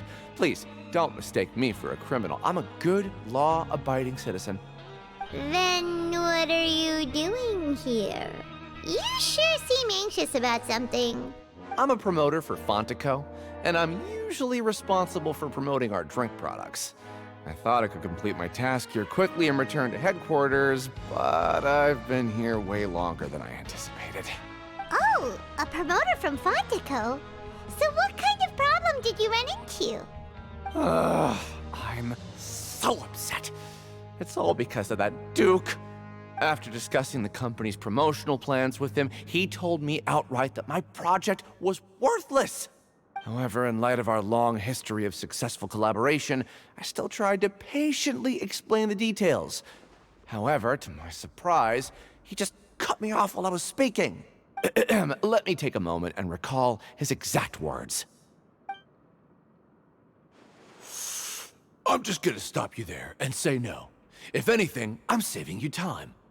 It seems you don't fully understand the value of credit coupons here, nor do you understand the value of your own products. The former is because you are from the overworld. That's understandable, and I don't blame you for that. But as for the latter, only someone monumentally stupid, so breathtakingly stupid that they were completely ignorant of the value of credit coupons, despite living in the underworld, would ever possibly consider buying your drink. Let's just forget it. Anyway, that's how he rejected my proposal and asked me to come up with another solution with the condition that it doesn't cause any trouble for him. Can you believe that guy? Well, he is the head honcho here. Not much you can do about that. We met him too and could tell that he's the kind of guy that's hard to pin down. Fine. I know I should just let it go. I'm on his turf after all. His house, his rules. Hey, what are these papers scattered all over the ground? Are they registration forms or something? Maybe not. Every page has the Fontico symbol on it. Maybe it's some flyers from the company. Okay. But if someone catches us, they could accuse us of trying to steal the company's secrets, couldn't they? Oh, you're right. Guess there's nothing to worry about then. Let Paimon have a look here. Without assistance from the Fontaine Research Institute, development of the new product has been slow, and some researchers on the project have voiced concerns. We have no choice but to let the new product undergo the first phase of promotional trials without a designated name or packaging. We will adjust the direction of future development according to feedback. We have decided to only conduct closed, small-scale trials for the time being. Sure doesn't seem like anything unusual. The company is just trying to develop some new products besides Fanta. But it sounds like things aren't going well at all. Let's put these papers back where we found them and make it look like nobody went through them. Okay, good. Hey, I heard you crazy fools really did it. You bought tickets to support both fighters, didn't ya? Well, did anything happen? Well, the next we received a mysterious package, but we still haven't made any sense of the contents. So it is real. You didn't become cursed or anything like that, did you? Are you both still okay? Wait. Are you sure that it's still you controlling your bodies right now? Paimon's not sure. What do you think, Traveler? Is Paimon still Paimon? Oh, okay. Well, that's good. Yeah, you two don't seem to have changed at all. But I wouldn't let your guard down just yet. Still, I didn't expect you would actually do it. You'd actually throw away coupons like that just to satisfy your curiosity? Even if we bought tickets like everybody else, it's not like we could hope to earn any coupons. When it comes to things like this, it's always the organizer who makes the real profits. Hey, just what are you trying to imply? The Pancration Ring is an honest business, and we really don't make much from selling tickets. We make so little that even the current tournaments can only be held thanks to funding from the producer of Fanta. Oh, so it's the company that manufactures Fanta sponsoring the events? Paimon thought all of this was thanks to the Duke's support. Let's just say it's a mutually beneficial arrangement. They reached out to us first, hoping to promote Fanta products in the Fortress of Meropide. Anyway, you try and take extra good care of yourselves these next few days, you hear? Huh. We ended up here without even thinking about it. Wanna grab something to eat? Alright, but remember that we bought this time with coupons, so let's make better use of it next time. A mysterious box? A bottle of crimson liquid? Paimon still doesn't know what to make of it. Do you have any ideas, Traveler? Really? Then it looks like that part of the investigation led us nowhere. Well, maybe we'll have better luck tomorrow. Good night, Traveler.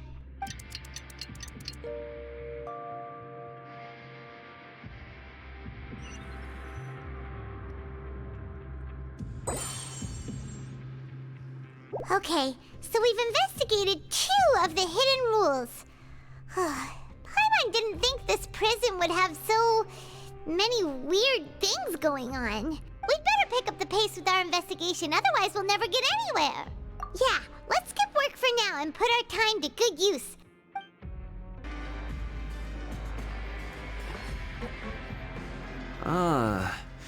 Seeing you at this time must mean you've already saved up a lot of credit coupons.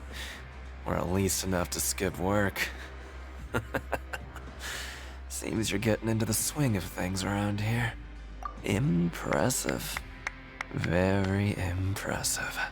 So, now can you tell us about the hidden rules you know? If that's what you want to know, I guess you couldn't have come at a better time. Huh? What do you mean it's a good time? Leonid and those other pesky broke urchins have all gone to work in the production zone. I wouldn't want them listening in without paying up. We get it! Just tell us already! So, you know those pipes that make strange sounds? Don't ever go near them at night. Even if you manage to avoid the guards, you might find something even more terrible there. Something even more terrible? Like what? A group of cannibals. Cannibals? In the Fortress of Meropide? Every month, they meet a few times in the dead of night. Rumor has it they might be connected to the people that have disappeared here. But what's even scarier is that they have a special proclivity. Since they have no way to dispose of the leftover remains, they have ways to transform them into other forms and keep them in the fortress forever. Paimon might already know what you mean by other forms. So that's what's going on here. Oh, Paimon's stomach doesn't feel so good. You two look pretty skeptical. No matter. Learning the truth behind dark secrets isn't necessarily a good thing. I've got things to do too. I suggest you just act like I never told you anything. Traveler, can we just trust him on this one? Oh, Paimon doesn't want her blood and flesh entombed here for all eternity? Oh, So that's how you see the situation. Huh. You know, Paimon does feel a little better about it now. When will all the secrets end?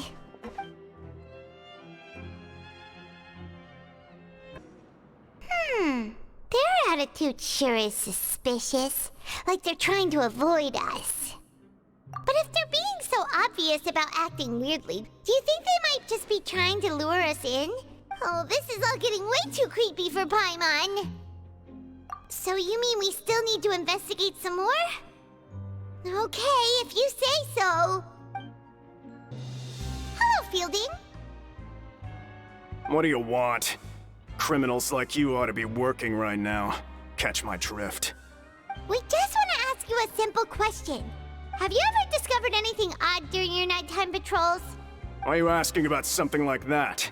Whatever happens at night isn't your concern. All you need to worry about is getting enough sleep. Well... right! We've heard it happens a few times every month.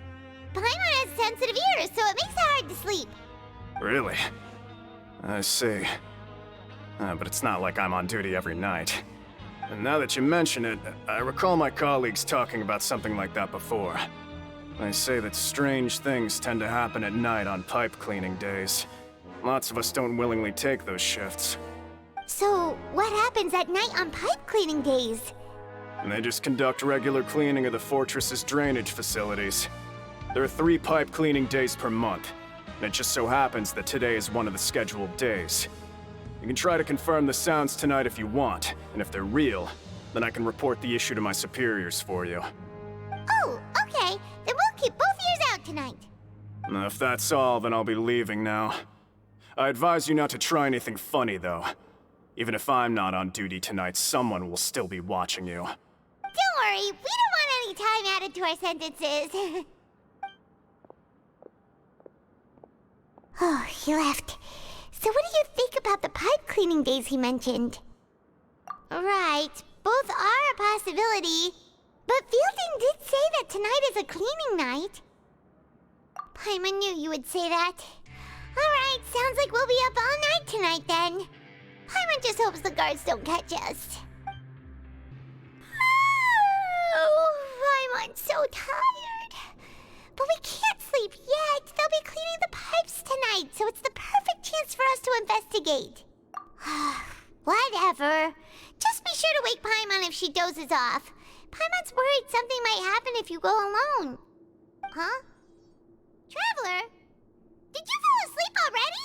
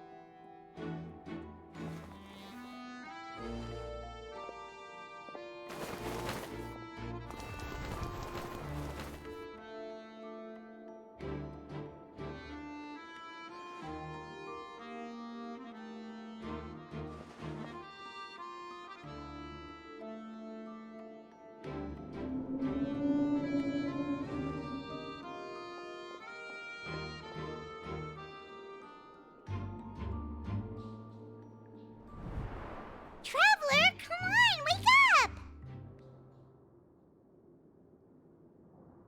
Oh, it looked like you were just peacefully sleeping to Paimon. Well, what did you see this time? Really? So we're finally starting to figure out what actually happened! But okay, well it's about time for us to get moving. Just be careful to avoid the patrolling guards. What? I know you. You were the ones we saw. Huh. You've got guts showing up here. You know who we are, right? You'd better leave now. Ain't nobody coming here to save you. What'd you say? Yeah, so what if they were? If you push us, we can make those rumors a reality at any time. Hey, what's the point of all those rumors anyway? What exactly are you trying to do? I don't have to tell you anything. If you turn around, go back to the dormitories, and act like you never saw anything, then I'll pretend that you never showed up here. Yeah, scram. Nothing worth seeing here. Huh? What did you say? Isn't that exactly what Boss said when he left? Hey, do you know our boss? Whoa. We had no idea our boss was such a big deal. He always kept his identity a secret. So, did he have you come here to find us? Oh, so your child's crew here? Seems like he had no problem fitting in. We're the only ones who heard him say those words when he left that night. So, unless he somehow told you those exact same words after that... All right. I guess that's proof enough for me. I believe you. Wow, those dreams of yours sure come in handy. We gave him the business for a while, and would always give him a hard time when he first came to the fortress of Meripede. But here in the fortress, the strong will always earn respect. He was working the longest hours and racking up wins in the Pancration Ring. You could always see how amazing he was, even when he was teaching us a lesson. So eventually, we all decided to follow him. But one day, he suddenly told us that he had to find a way to escape this place, no matter the cost. He said it was because he heard that call again. And as his crew, if the boss wants something, then it's our job to get it done. So, we got to work, and used the hidden rules that were here to make up and spread the rumor about the cannibal rule. We just wanted to give him a better chance of escaping on a night after the pipes had been cleaned. Oh, thanks to your rumor, nobody would want to come anywhere near here, prisoner or guard. Wow, it sure is easy to exploit people's fear of the unknown. But has a child already escaped? Why are you all still coming here after pipe cleaning day? Because as far as we know, the pipe he went into isn't actually an exit. It should be a dead end. It leads to an abandoned factory area, and even if there were a way to escape from there into the sea, we're still way too deep. No one could ever reach the surface alive. But Boss still insisted on going in. It's like he was obsessed about it. So we told him that we'd pretend as if he never existed while he was gone. And that if he wanted to come back, he should wait for nighttime on a pipe cleaning day. That way, we could meet him here and help cover the whole thing up. So you come and wait here through the night a few times a month just because of that promise? Yeah, but it's been so long now. We already know in our hearts that he must have managed to escape somehow. Is it also possible that something unfortunate happened to him? Nothing could ever defeat Boss or slow him down. It's one thing we know for sure. Okay. Paimon was just brainstorming possibilities. All right. Keep quiet and follow us.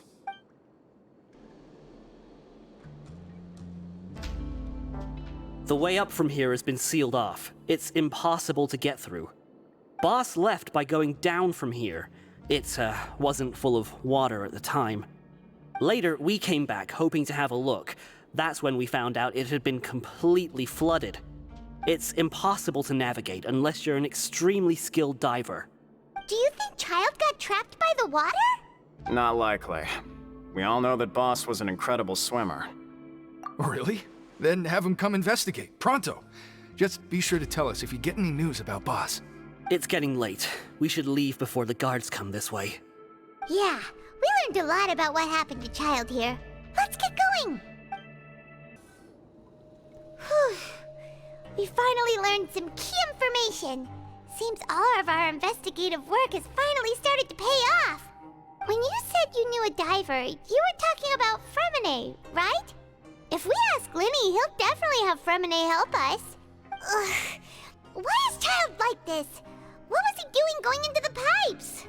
Not making our jobs easier, that's for sure. Fortunately, though, it seems like it's only a matter of time now before we find out what really happened. Now that we can finally relax, I'm starting to feel super sleepy. Let's try to get some rest while we still can. Nighty-night, traveler!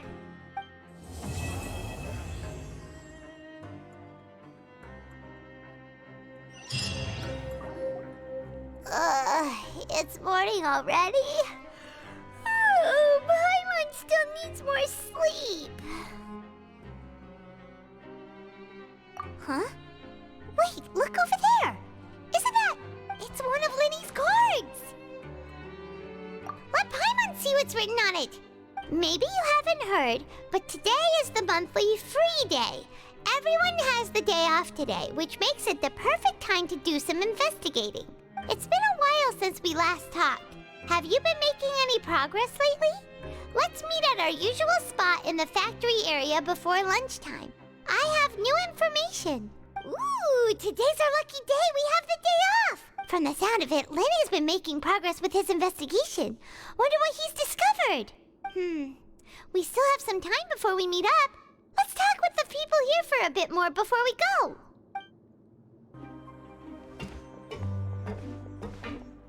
There's a group of people over there. Let's go listen in. So I said, that's not a faucet. Hey, who are you two? Why'd you come over all of a sudden? Oh, sorry for eavesdropping. Sounds like you were talking about something private. What's the matter? They're just looking to join in on our fun, that's all. Hey, don't pretend like it's okay for them to just interrupt us like that. Yeah, fine. You're lucky we don't mind extroverts that much. You hear that, Quisto? What nice! Your expressions tell me you're looking to hear some juicy info, am I right? But before that, it just so happens that I know you two. Really? Are we that famous? You're kidding. How often does anyone get a personal tour led by His Grace himself? Practically everyone was talking about it.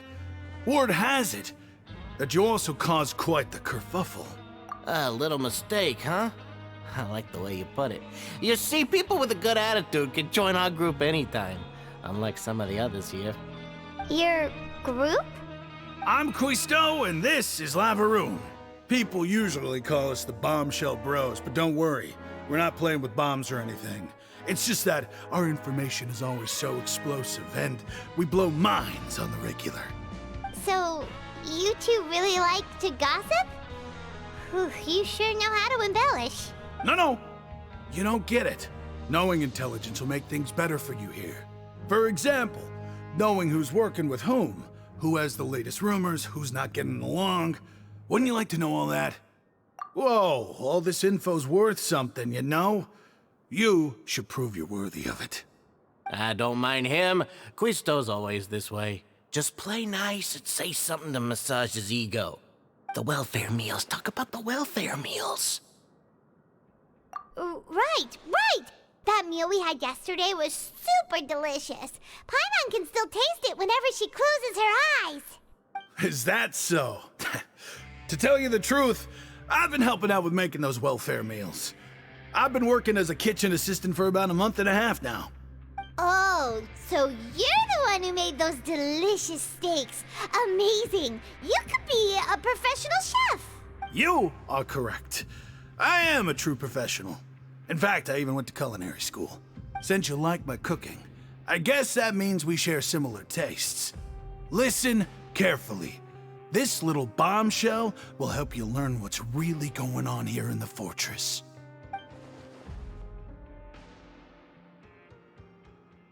Listen, kids. The power structure within the fortress is quite complicated. The Overworlders couldn't care less about us down here. We're basically dogs to them. You've already met the one person here you should never cross, the Duke, Wriothesley. He knows more than you think. And if he doesn't care about something, then he often doesn't bother dealing with it. Those who have the Duke's attention get all kinds of special perks, even better treatment in the infirmary. I know who you mean. It's that Jurier character, right? I don't think there's anything useful about him at all. Why does he visit the infirmary practically every day? Is it normal for anyone to be going in and out of there so often? If you ask me, he's just faking it to get out of work.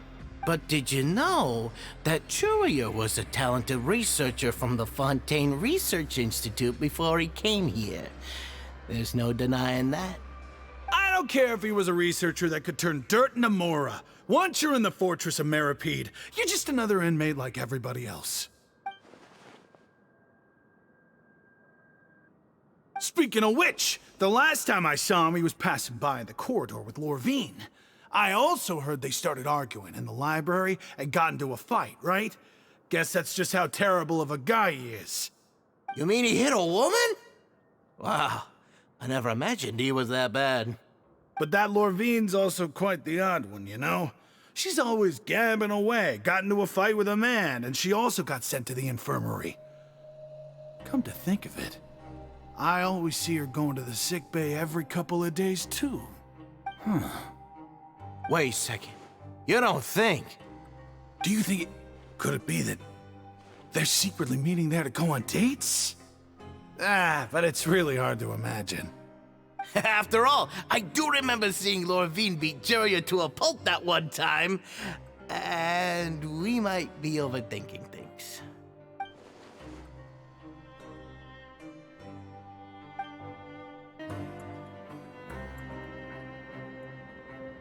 Look! There are some people talking over there! Let's listen in on the conversation.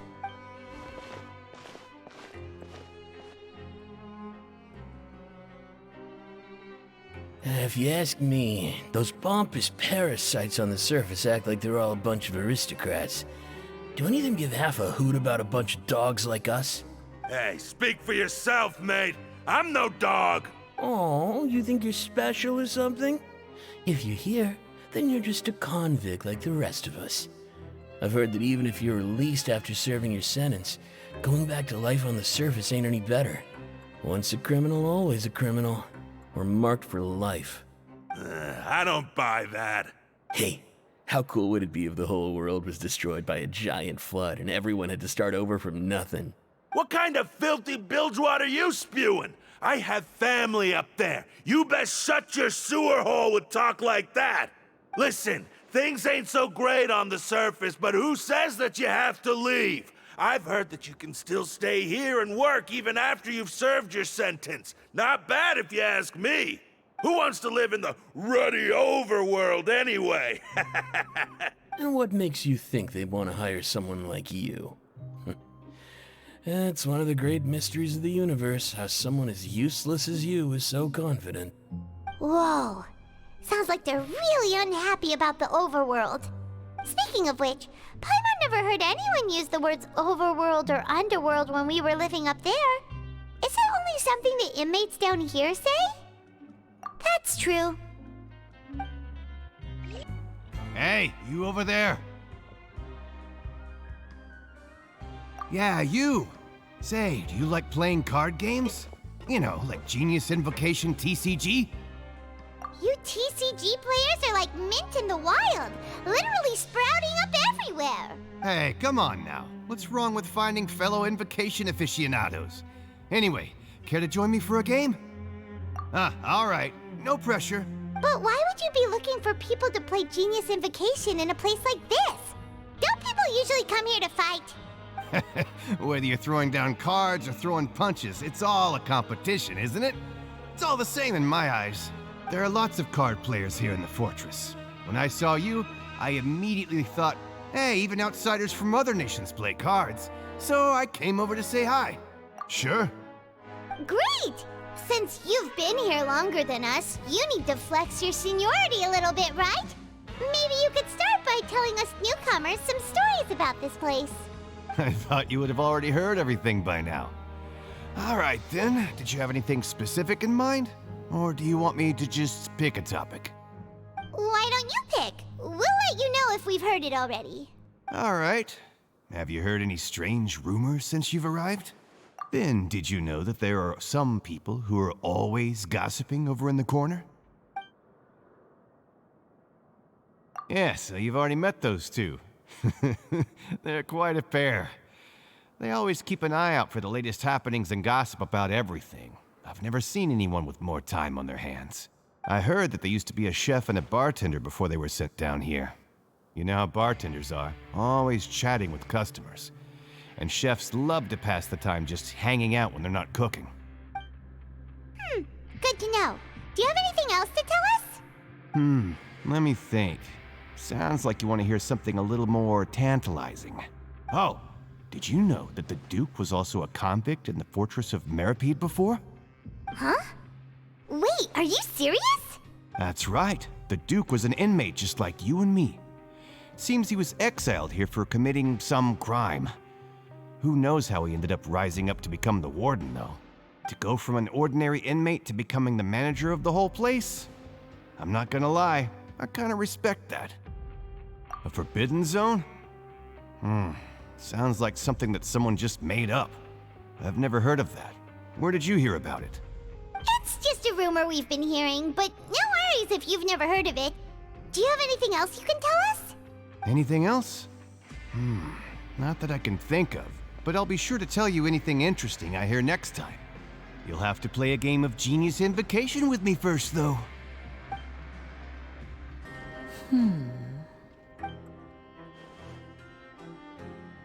Huh?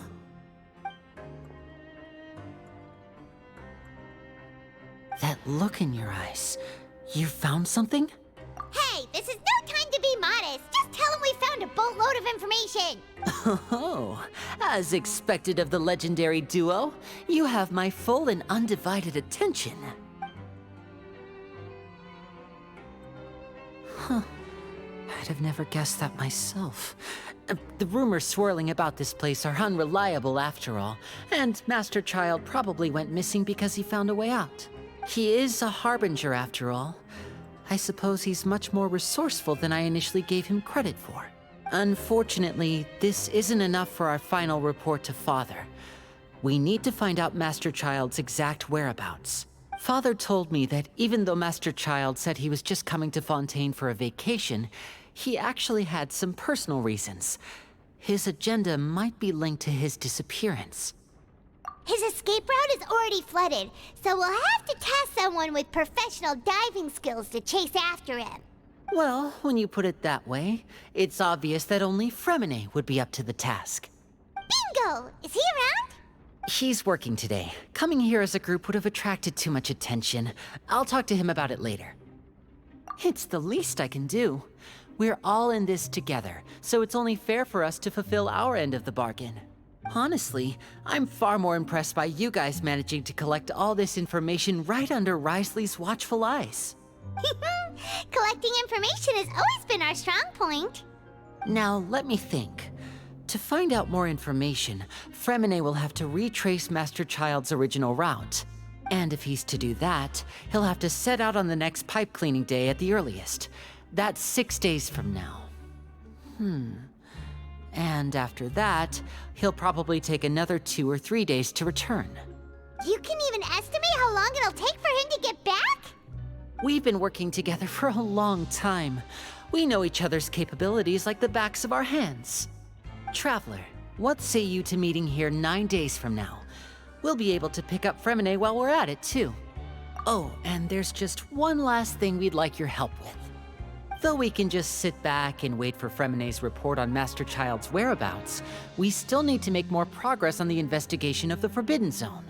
Fremine's no master of disguise, Lynette's still working on getting intel from the other areas, and I'll need to spend some time helping Fremine prepare for his diving mission.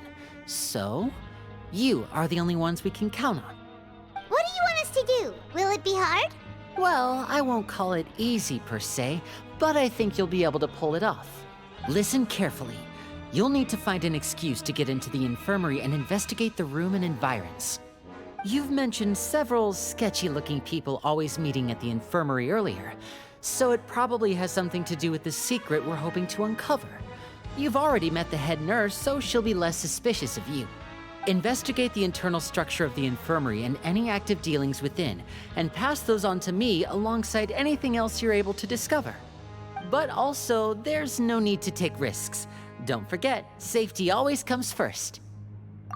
My apologies, I just started rambling out of habit. It was almost as if I was talking to my younger brother. But that's not a bad thing, right? All right, then we'll head out as soon as we finish our prep. Let's go our separate ways for now then. Don't forget, we meet here again in 9 days. Stay safe.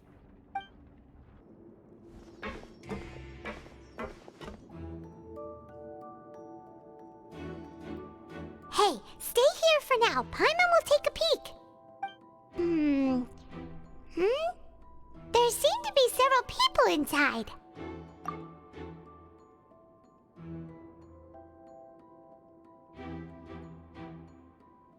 Right. I feel like this... It's not impossible.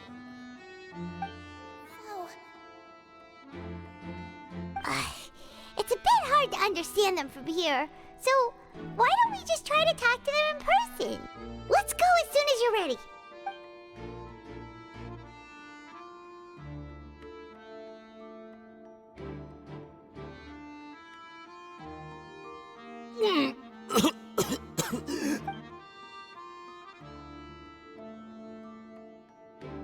Someone! Please help! He's sick! Whoa, are you okay? Oh my! What's wrong, little one? There's no need to panic. Take a deep breath before you begin. The traveler started complaining of a stomachache, and then nausea, and then collapsed onto the ground. Paimon doesn't know what to do! Freezing limbs, twitching fingers, and pale complexion? Could it be poison? Let me take a look. Please, lie down over here. Don't worry, I'll get you to the bed safely. Here, hold on to my shoulder and walk slowly.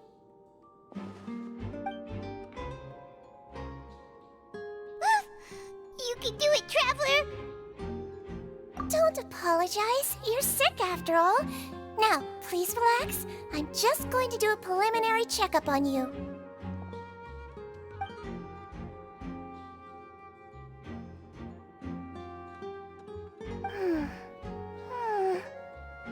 I see now. My checkup has confirmed that he's not in any mortal danger. That's our worst fear out of the way. Eh?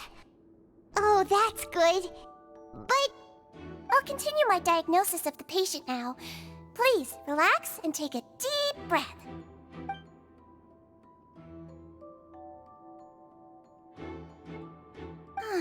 Don't sense serious damage to your organs either. Does it hurt when I press here? And here? Huh? But based on my initial checkup, there shouldn't be a problem here. How strange.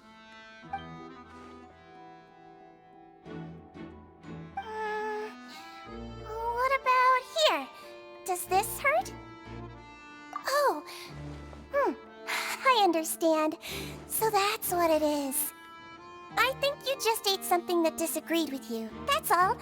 Nothing too serious. Outside of a pretty bad stomachache when it decides to act up. So that's what it is. Thank goodness it's not anything more serious. And there have been other inmates complaining about the food recently. I'll inform our head chef, Mr. Wolsey, of this problem as soon as possible. Congratulations! The health risk is incredibly low, so you should recover within a couple days. Why don't you take a rest here while I go get some medicine for you? Miss Lorvine, I'll have to trouble you to help me look after this new patient while I'm gone. Very well. And she hopped away just like that.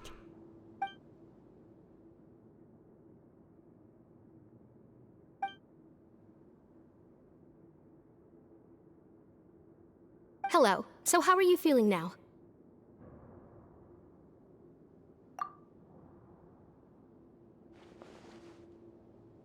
His stomach ache's really bad. He was stumbling about the whole way here, so Paimon's really worried. If Miss Sijuin says it's not a serious problem, then there's no need to worry. She's the best medic we've got down here. But it also looks like she's the only medic you've got down here. Well, that's true. What do you mean, that's true? That's really misrepresenting the situation. Of course I can't speak for the whole fortress, but it's not like everyone imprisoned here is useless, you know? Though they may have committed crimes and gotten locked up here as a result, they still know a thing or two about medicine, and they help Miss Sijuin take care of the sick and injured. Yeah, you're right. But did you have to lecture me about it in front of another patient? Aren't you a patient too? Where did all your energy come from? That's correct. Sorry, I got a bit ahead of myself. Are you two also sick? We've been sick a while. I come back every once in a while for checkups, and to pick up the medicines Miss Siegewien prescribes for us. That's just the nature of chronic illnesses. As for her... you could say she fancies herself as Miss Siegewien's capable helper because she learned a bit of medical knowledge ages ago. Please watch your mouth, Mr. Jurier. Don't forget that you are the primary reason I have frequent heart palpitations. Hey, don't start arguing now! Please, keep it civil at least!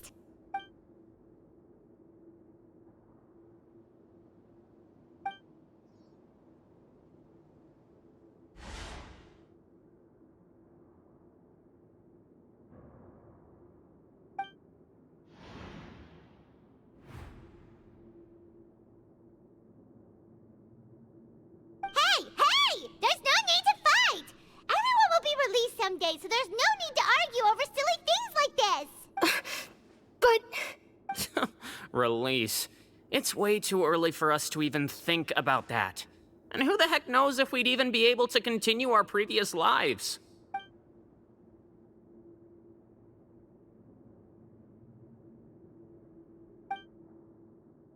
Please allow me to end this boring and useless conversation. Oh, and Mr. Jurier, I don't want to see your face here again anytime soon. And same to you, Miss Lorvine. Anyway, that was more than enough rest for me, so I'm going to get out of this excessively noisy place. See you later, everyone. He just slowly walked off like that? That's just what he's like. I'm sorry you had to see all of that. I'm Lorvine, and that's... Well, his name is Jurier, but I hope you'll never have cause to remember his name. You really can't stand him, huh? I mean, can you blame me? Who would like someone who's as arrogant and obsessed with weird research topics as he is? But there's no need to keep dwelling on him. I'll accompany you two for a while. Miss Siegewien should be back soon, and I'm sure you'll feel better as soon as you've had some of her medicine. No, it's nothing. I'm back! Did you rest like you promised? Thank you for getting our medicine, Miss Siegewien. Did you all cooperate with your bed rest? I trust that nobody got up to walk around. Good. Here, this should be 2 days' worth of medicine for you. Take 1 pill now, and then continue your bed rest.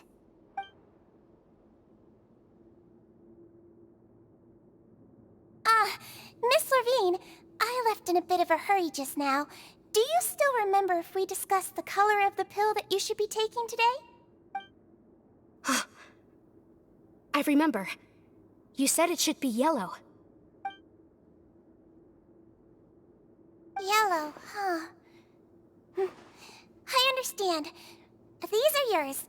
Please, make sure to go to bed early after taking them tonight. You'll benefit from a good night's sleep. All right, then I'll also be on my way now. I hope you feel better soon, too. See ya! I'm going to fill out your medical record now. You're widely known as the Traveler, right?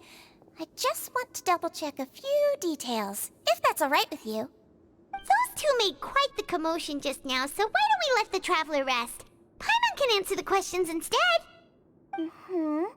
So his primary symptoms are abdominal pain with secondary symptoms of nausea. Is there anything else? That's it. All right then. Is there anything we should know besides to take the meds? No, his base constitution is quite good, so I'm sure he'll recover quite quickly after taking the medicine. Please make sure to stick to bland or less stimulating foods, and don't stay up too late at night. Got it. Paimon will hold the Traveler to that for sure.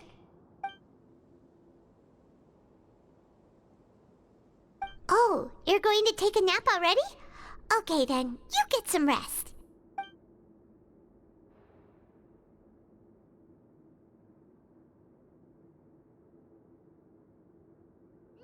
We've been to lots of places together. He may look a bit under the weather now, but he's actually super strong. So you're the best of companions. Well, don't worry. He'll recover soon.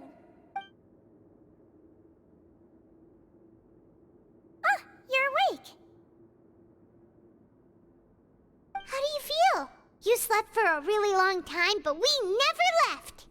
Well, now you can go back without a worry in the world. Remember to take your meds regularly, and remember bland foods. Thank you, Miss Sigeween! You really are something. To be able to fall asleep like that and even sleep talk the entire time, you scared Paimon half to death! No, but you kept mumbling things along the lines of, Pyron, go take my grilled fish and put down the Adeptus Temptation now! Paimon talked with Sigeween the entire time you were asleep. She seems like she's just a sincere nurse, and Paimon didn't notice anything unusual in the room. Are you sure we're not going off track with the infirmary?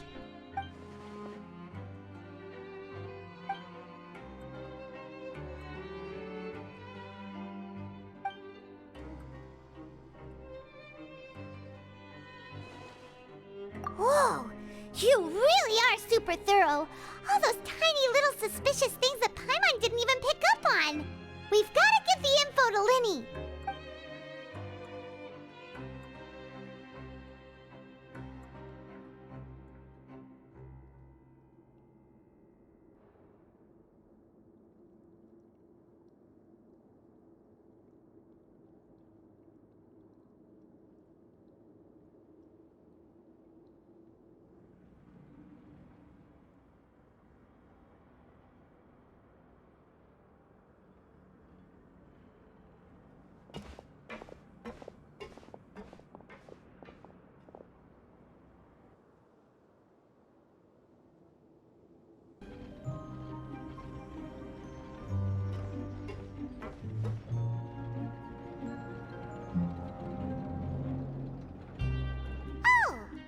Hmm?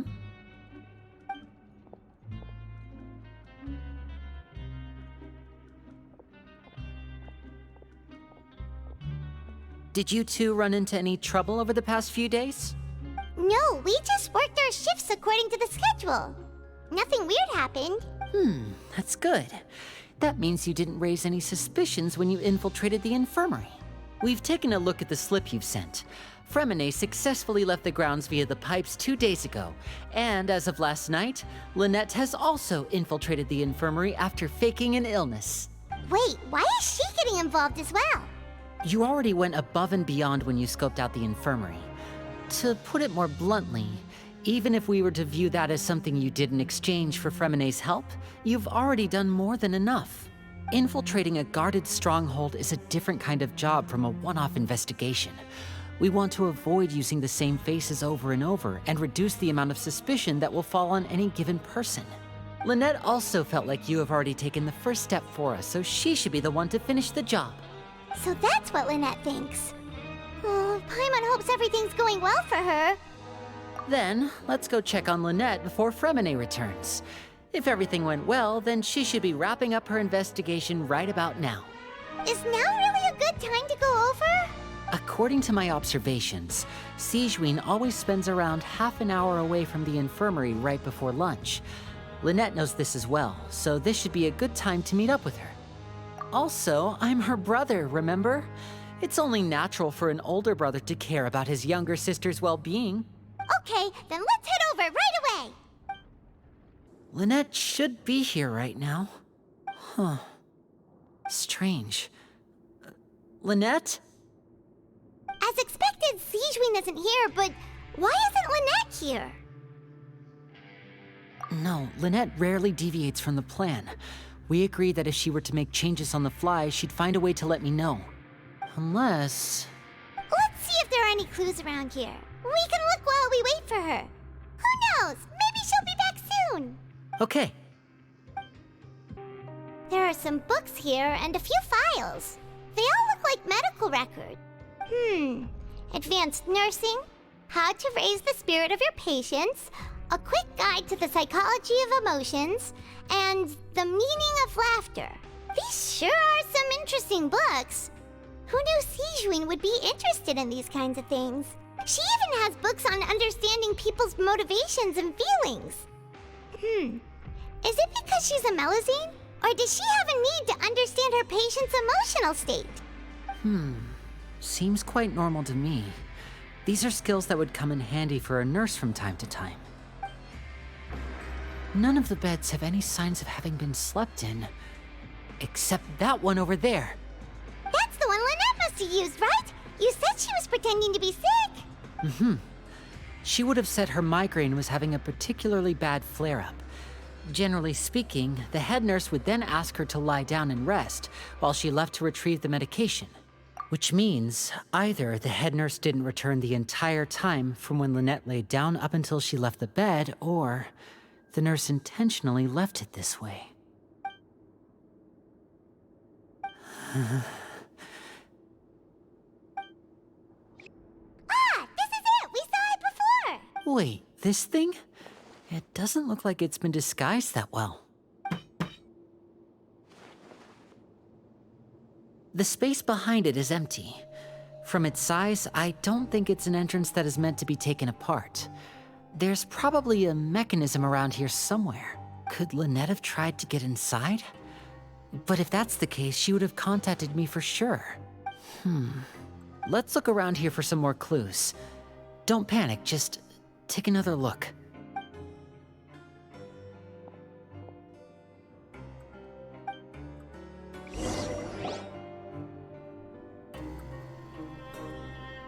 Hey, you guys, there's a slip of paper over here! A slip of paper? It's right over here, and there's a bunch written on it too. It reads, "Out of respect for your usual practices, I'll use a piece of paper or card as the medium to pass on my message. You may consider this as me giving you my best regards." This is... Is that all? The back. This is... Show me! Now! That look on your face. Paimon's reading it now. Would you care to guess where Miss Lynette of the Fatui could be right now? No. Could she have... Is she already... Wriothesley. Did he deliberately leave the infirmary unguarded to use it as bait? Wait, you mean he was aware of our goals from the very beginning? But why? We didn't run into any trouble last time, and he also never reached out to us since. Yes, that is a crucial question. Wriothesley, he doesn't do anything without a clear goal or reason. So this means he had no concerns about your activities from the very beginning. You're not from the same camp as us. You were sent down here by Nervulet, so you have no conflict of interest with Wriothesley. We're a completely different story, though. I'd like to know that, too. Why did he only go after her? Don't panic, just think everything over. I have to stay calm. This is not like what happened last time. The situation's different now. Wait, you're right. Wait, but that means the fact that Fremine was able to leave the grounds. Could Wriothesley have let him go as well? But what does he gain by letting Fremine leave like that?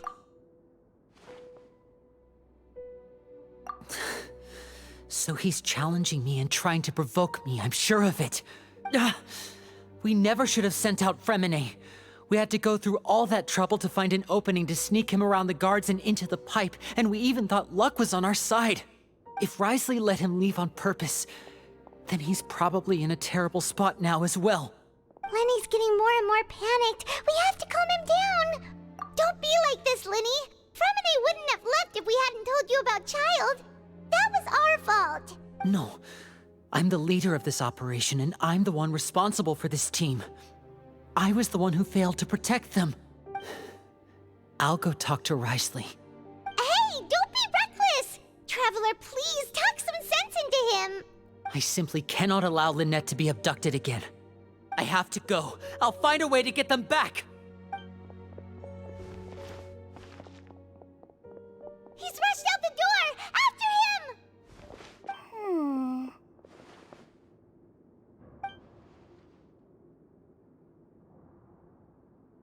Right. I feel like we still have some room to make changes on these details. It's not impossible, but it'll require extensive testing. Is that so? Very well. Then please be mindful of the time. Huh? Is someone? Pack everything up. Whoever's outside is eavesdropping. They'll probably come in once we stop talking. Someone! Please help! He's sick! Whoa, are you okay? These two. As expected, they've already found this place. Oh, they are quite sharp. What a delightful turn of events. I like smart people, but I also like playing dumb. I like the feeling of being trusted. Oh my! What's wrong, little one? There's no need to panic. Take a deep breath before you begin. Being able to read human expressions is quite the useful skill.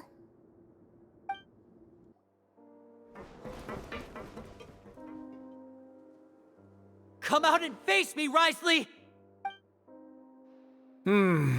Aren't we at an administrative office space? Why don't you at least try to follow even a couple rules from the fortress's indoor management regulations?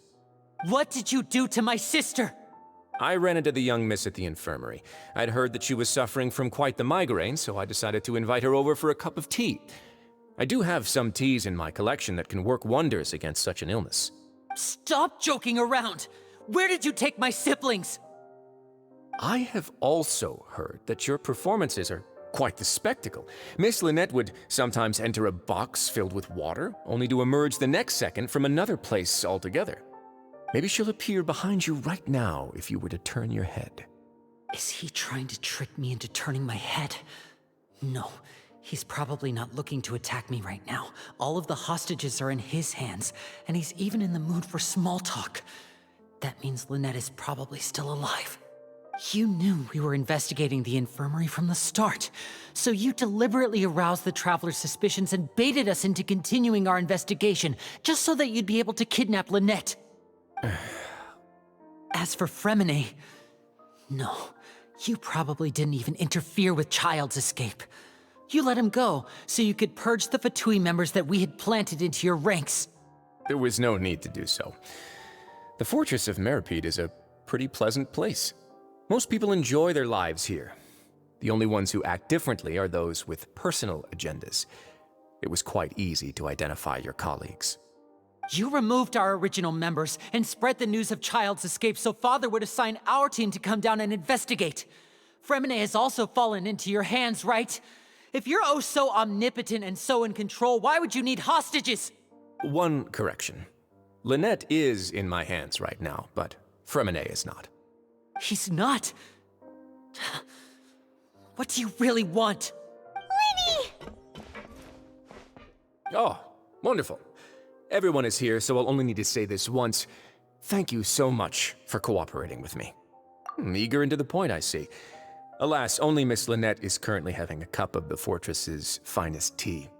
Although, as per your original plan, Mr. Fremine should also have returned to the fortress by now. But he has neither shown up within my gates, nor has he been taken into any kind of custody. So where do you think he may be right now? Wait, you can't mean... You locked him outside in the sea? I closed the fortress's gate to the outside world. That's all. Fremine's a star diver, so he should be fine, right? No, we're still here, so he definitely tried to find a way to come back for us. So we can't assume he might have made a break for the surface. But why would I do this, you may be asking? To have an audience with you, of course. My intel tells me that Mr. Linney is a great magician, so it's only natural for me to want to have some cards of my own when it comes to negotiating. Besides, I do recall you mentioning to Miss Lynette that you've always wanted to have a face-to-face meeting with the Lord of the Fortress of Meripede, regardless of whether it was in a personal or a professional capacity. Well, you got your wish. So, you've been keeping tabs on us before we even set foot in the fortress. Some of my folks just happened to hear a thing or two, that's all. In any case, I will be straight with you. I was willing to play dumb and turn a blind eye, so we had a pleasant few days playing games together here.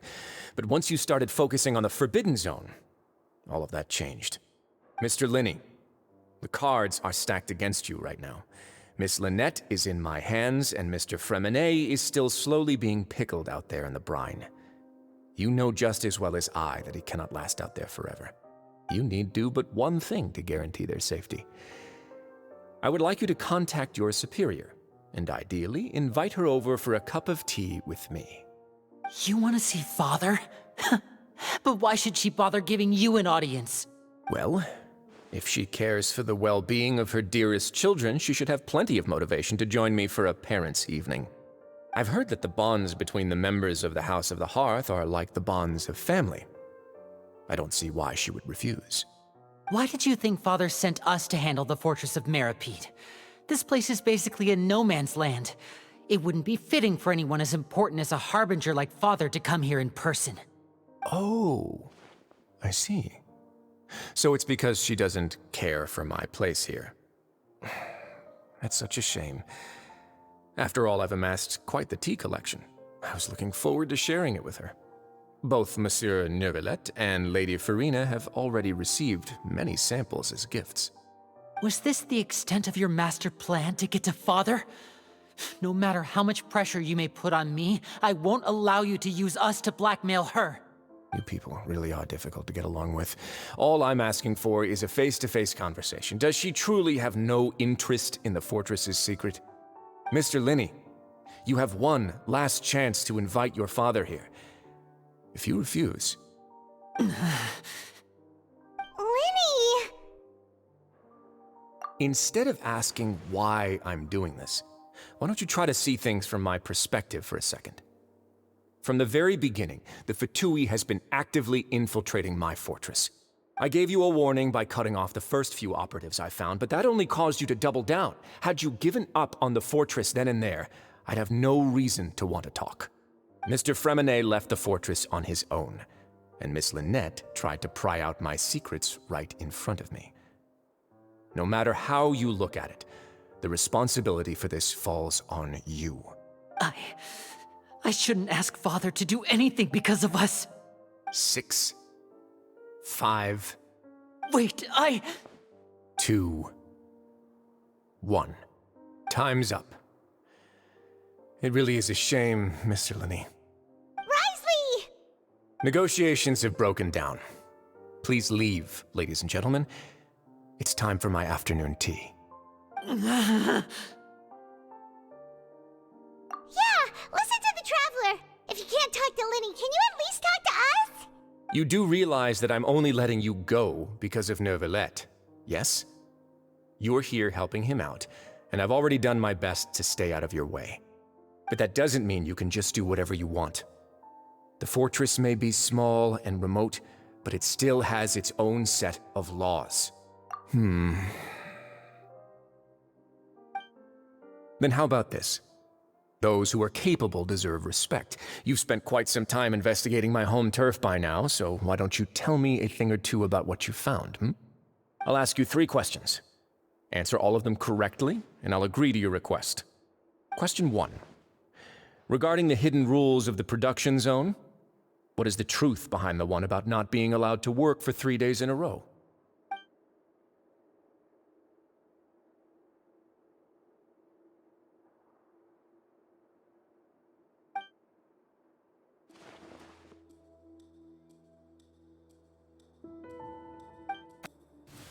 So that's what's going on. Paimon understands it now. Who would have guessed? The hidden rule of the production zone. People are not supposed to work 3 days in a row, and if they do, they'll get strange meat in their welfare meal. At first, we thought this strange meat must have something to do with the people who disappeared, but in reality, they were all prepared by Sigewinne, the head nurse. She often visits the production zone to observe the workers' health and makes a note of anyone who has worn themselves out after 3 full days of work. Out of her sense of duty as the head nurse, as well as her genuine concern for the workers' health, Sigewinne visits the cafeteria right before lunch and cooks an extra dish for those who can use the stamina boost. Sigewinne has only the best intentions with her surprise gift and doesn't want anyone to find out about what she does. Unfortunately, Melusines as a race perceive the world differently from humans, and their sense of aesthetics is even more alien to us. The recipients of her lovingly prepared special meals cannot taste the care within and usually just freak out. Are we on the right track? Not bad. You've uncovered Sijuin's secret and even guessed her intentions correctly as well. It's nice to know that her efforts have not gone unacknowledged. All right, now for my next question. There are also some hidden rules in the Pancration Ring, including the one that you're not allowed to support both sides of a fight. Why is that?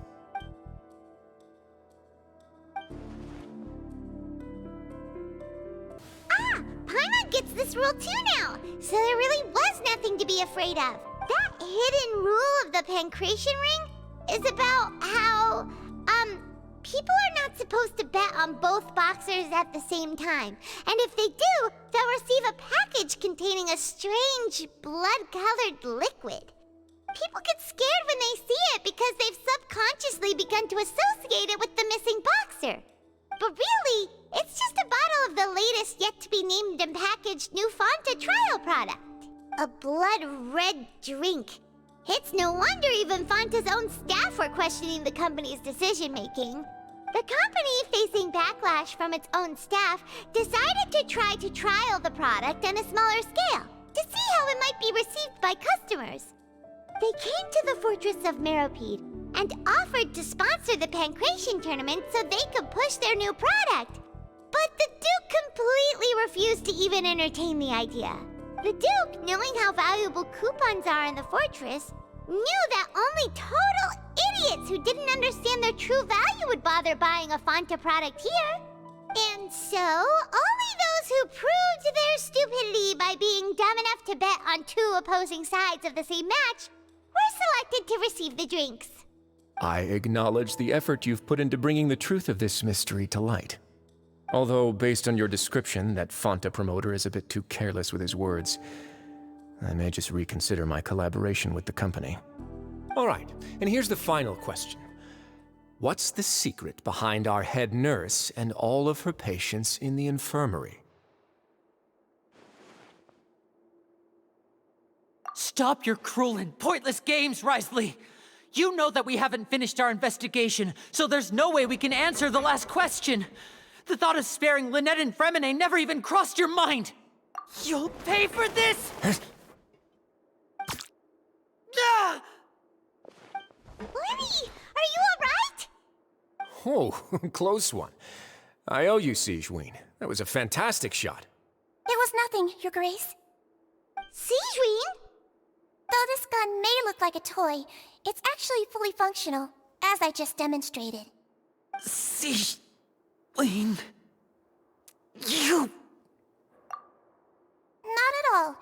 I am merely a resident of the fortress, and thus protecting it is my duty. When Monsieur Nervulette asked me to come here, he told me that my job would be to take care of the well-being of everyone here.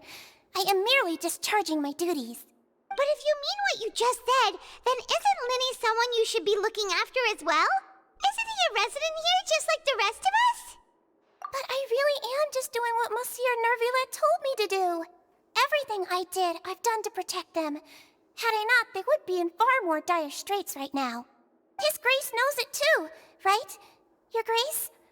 Mind proving my innocence to them? My dear Sijuin, whatever shall I do with you? Would it have killed you to just wait another minute or two? Well, it's nearly time after all. The way you do things can be truly frustrating sometimes, Your Grace.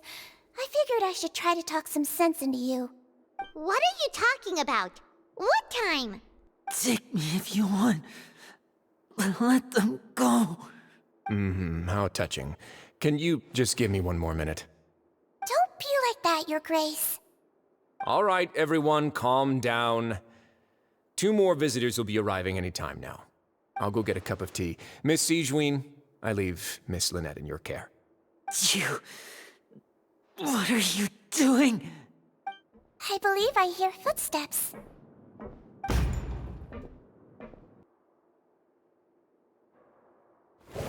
Some space, please. Ah, Miss Clarande.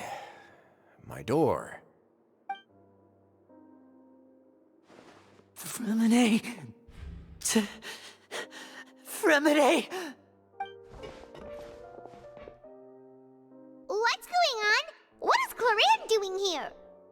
work. I'm sorry about shooting you, Mr. Linney. The tranquilizing effect will begin to wear off soon. Please take it easy in the meantime, though. What happened to Fremine? Wasn't he diving just outside of the fortress? Why is he looking like this?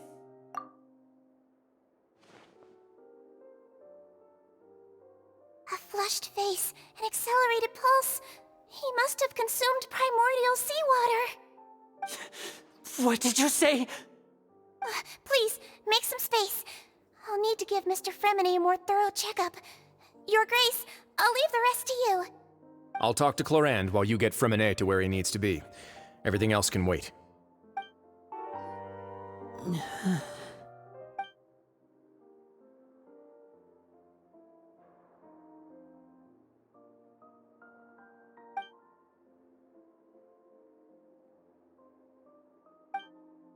How is he? These symptoms are probably caused by an acute ingestion of a large amount of primordial seawater. Still, his condition is not critical. Of course, it would be best if he stayed for further observation. Let's leave him here for now, and move him to the infirmary once he's recovered a bit more. Sorry. I am aware that the infirmary may not be your favorite place in the world at the moment. We do only have a single clinic in the fortress, however. Why would he ingest a large amount of primordial seawater after leaving the fortress? How could that possibly happen? Please, look after Mr. Fremine for the moment. I'll go fetch some medicine and a respirator. Oh, I'll bring Miss Lynette back with me. Where is she? How is she right now? Oh, she just took a nap in an empty room after I tranquilized her. If my calculations are correct, she should also be waking up right around now. You might not believe me, but His Grace and I actually made some snacks and tea for her.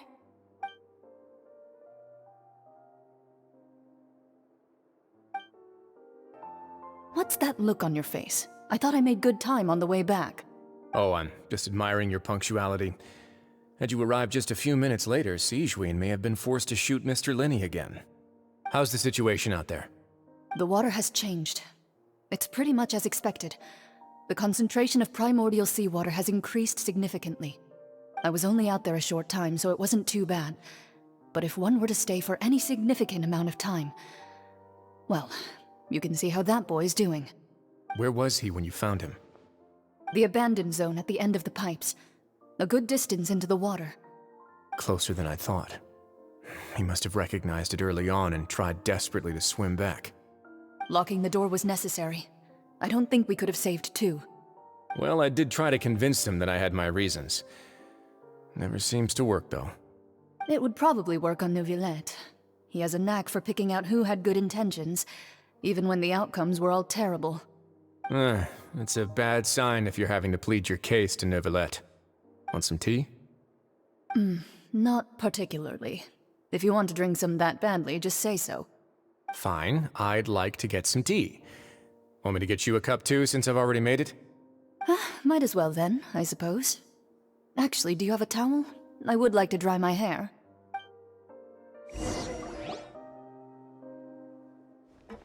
Linny, are you okay? I'll be fine. They're all here now. Don't worry about me. Are you sure? You don't look alright. My hands and feet are still a bit weak, but that's probably just the residual effects of the tranquilizer shot. I'm back, everyone. Lenny! Oh, Traveler, Paimon, you're here too. Fremine? Is he... He'll be fine. But for now, please help me lift him up.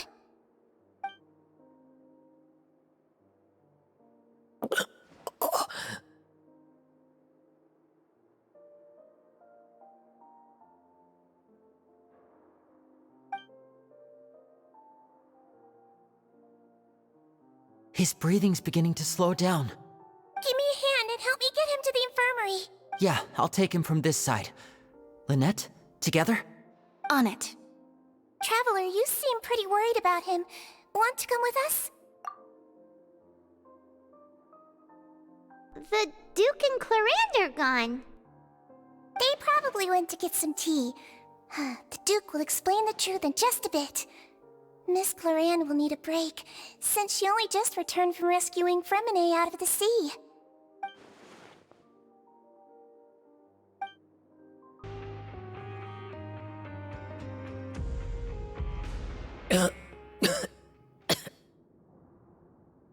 He's awake. Fremine, how do you feel? Lyney... Lynette... We're all here. Where am I? The infirmary, at the Fortress of Meropide, Mr. Fremine, and you are no longer in any danger. How do you feel? Don't push yourself if you're not feeling up to it. Traveler... Paimon... It's been so long. The sea! There's something wrong with the seawater. Shh, it's okay. We can talk about it after you've recovered. No, listen to me. This is really serious. There's primordial seawater mixed into the regular seawater. I don't know why it's there, but no one should touch it. Pipes... Right, the pipes. It's all coming back to me now.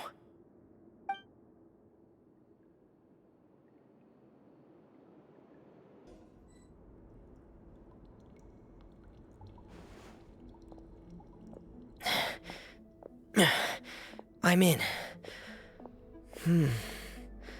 Seems like this pipe hasn't been used in a long time. It looks abandoned.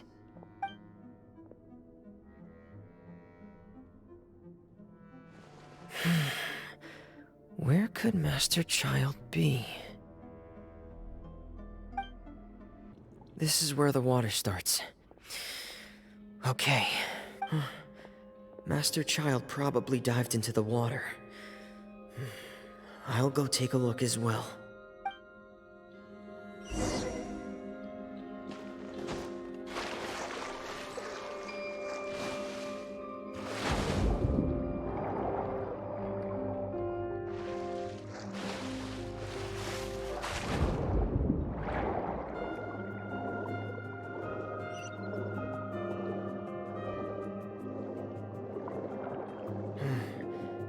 The vegetation here is a bit more sparse.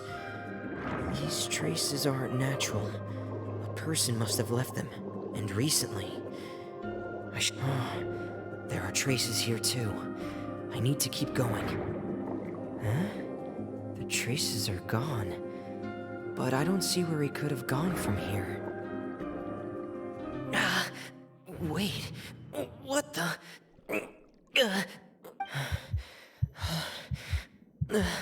My heart is racing, and it's getting harder and harder to breathe. What's going on? No good. I have to get back. They still don't know anything about what's going on. If I turn back right now, I should still be able to make it.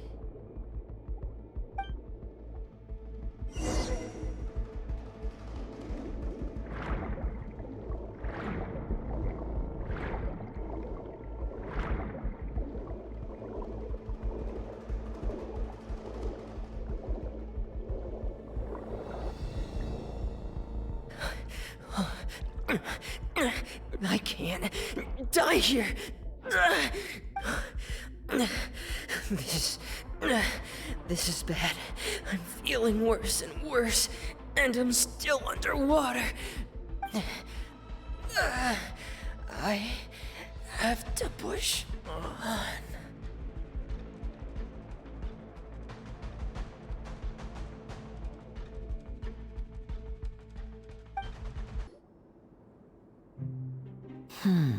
So, in other words, the trail you were following vanished, and you had no idea where Master Child could have gone, but there was also no obvious place for him to have disappeared to.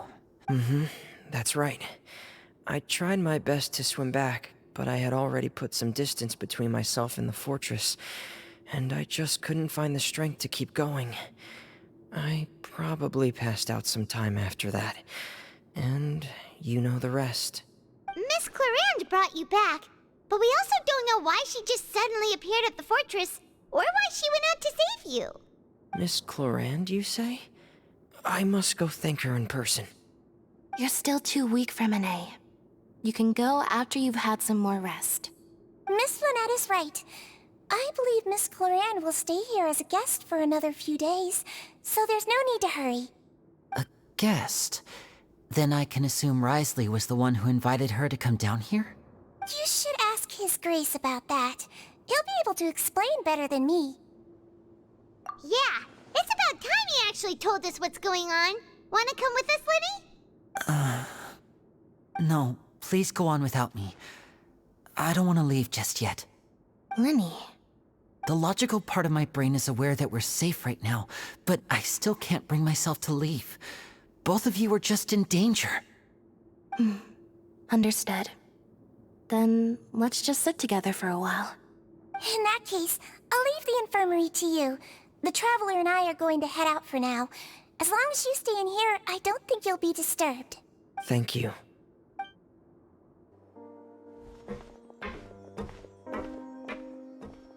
Excuse me?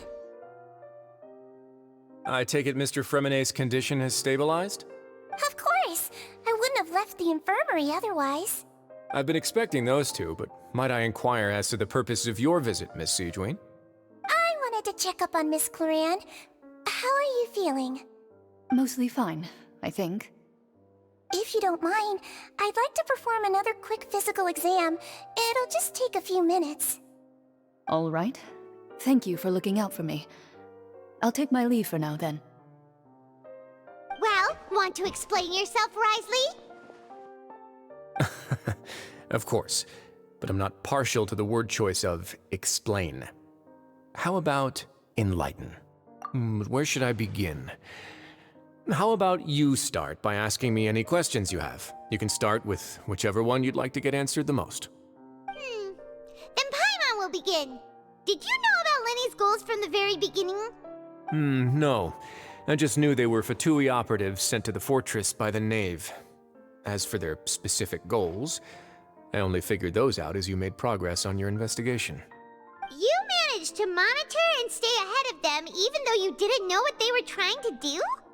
They came here with ulterior motives. I'm quite adept at discerning what that kind of behavior signals. Initially, I thought their goal was just to investigate Child's disappearance.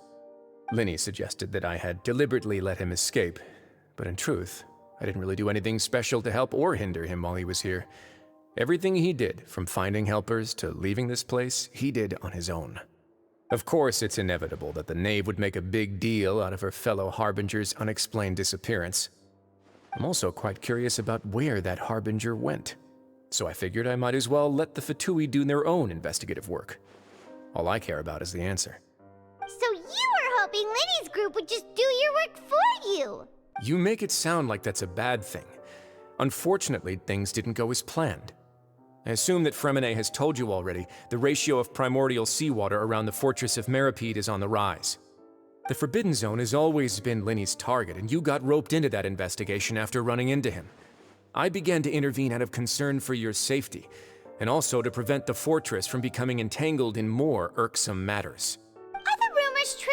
That you're also a former criminal? Now, why would you put it like that? Isn't staying here all day and serving as the manager of the fortress a kind of sentence unto itself? Another form of prison? I just happen to have some support from the rest of the inmates. That's all. Oh, right! Paimon wanted to ask, who invited Clarand down here? Me, of course. I paid her good mora to come down to the fortress for some field work. As a champion duelist, Miss Clarand could be considered to be an independent party. I needed to find an exceptionally capable person to help me get through the impending crisis. And saving Fremine was part of that crisis? You can think of it like that, yes. Credit where credit is due, that boy is quite adept at diving. Had conditions not been as hostile as they were, he probably would have found the missing Harbinger already. That's not something you should be asking after. Neuvillette only asked you to investigate Child's whereabouts. All I need to prove to you is that the Forbidden Zone had nothing to do with the Harbinger's disappearance. That should be clear now that you've spoken to Fremine. But ordinary, and we've answered a bunch of questions that you threw at us. Isn't it about time that you answer our last question in return? You make a compelling case. Do you really want to know the answer that badly? Yeah, Paimon really wants to know. Even if the truth may not be pleasant? Follow me.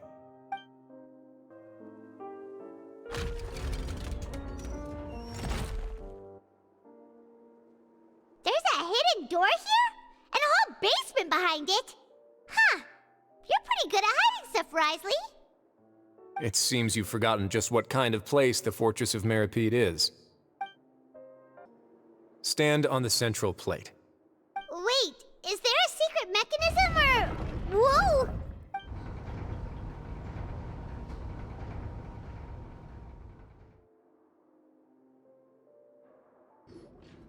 So, this is the Forbidden Zone? Honestly, for a place so well hidden, Paimon sure doesn't see anything special. What a huge door! There are 3 such isolation gates in total. Generally speaking, I'm the only one who's allowed to go inside. Hence the name Forbidden Zone.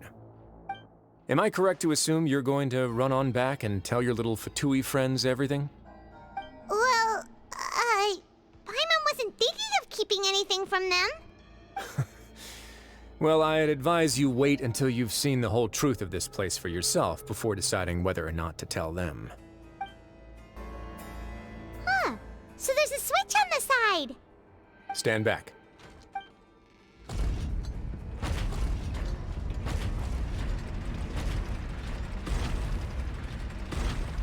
Whoa! They all just went up one by one! Go on, have a look.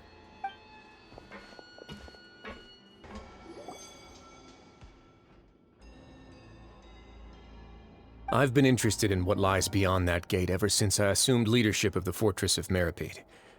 Of course, it would be unwise to recklessly open it, but it'd also be risky and negligent to simply ignore any potential danger that could be behind it.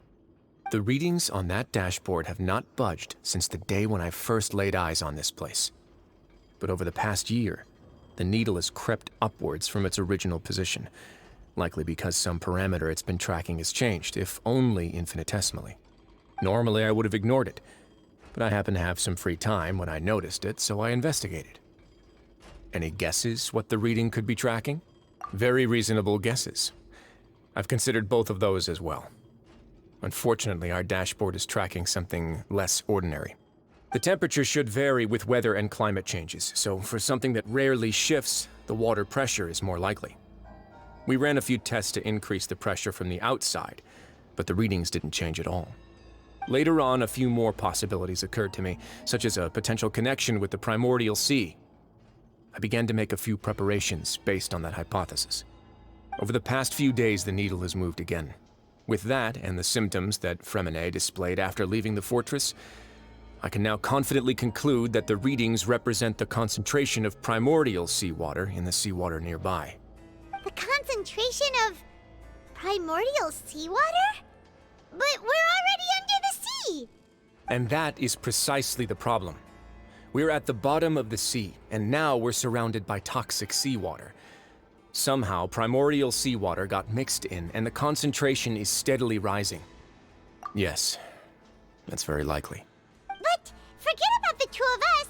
Not even Novelette knows where the primordial sea could be, much less where we could find and plug a leak. Oh. Seems like you've figured it out. I believe the primordial sea lies directly beneath this sluice gate. For some reason, the primordial seawater levels have risen significantly, and it's now very close to us. The indicators are now red. Although the gate still stands, some primordial seawater has already leaked out and mixed into the sea around us. If this continues, soon it will no longer be able to hold back the primordial sea at all. Yeah, you know what the legends say. If this place falls, then everyone in Fontaine will be turned into puddles in the span of a night. But that's just too weird!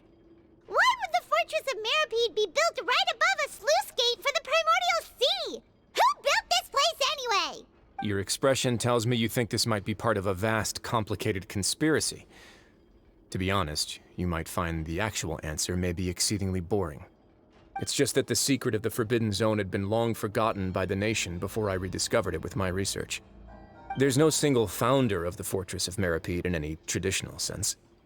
What we know about its history has been left to us by the people who used to live here. When the previous Hydro Archon Egeria ruled the land, all convicted criminals from Fontaine were exiled. The people drove the criminals away like a wolf pack chasing away the banished. The criminals received no sympathy of any kind from the people. They were exiled to the desolate seaside, where they experienced only pain, struggle, and the bone-chilling cold. Some of them began to repent and prayed to the Hydro Archon, asking if there was still anything they could do.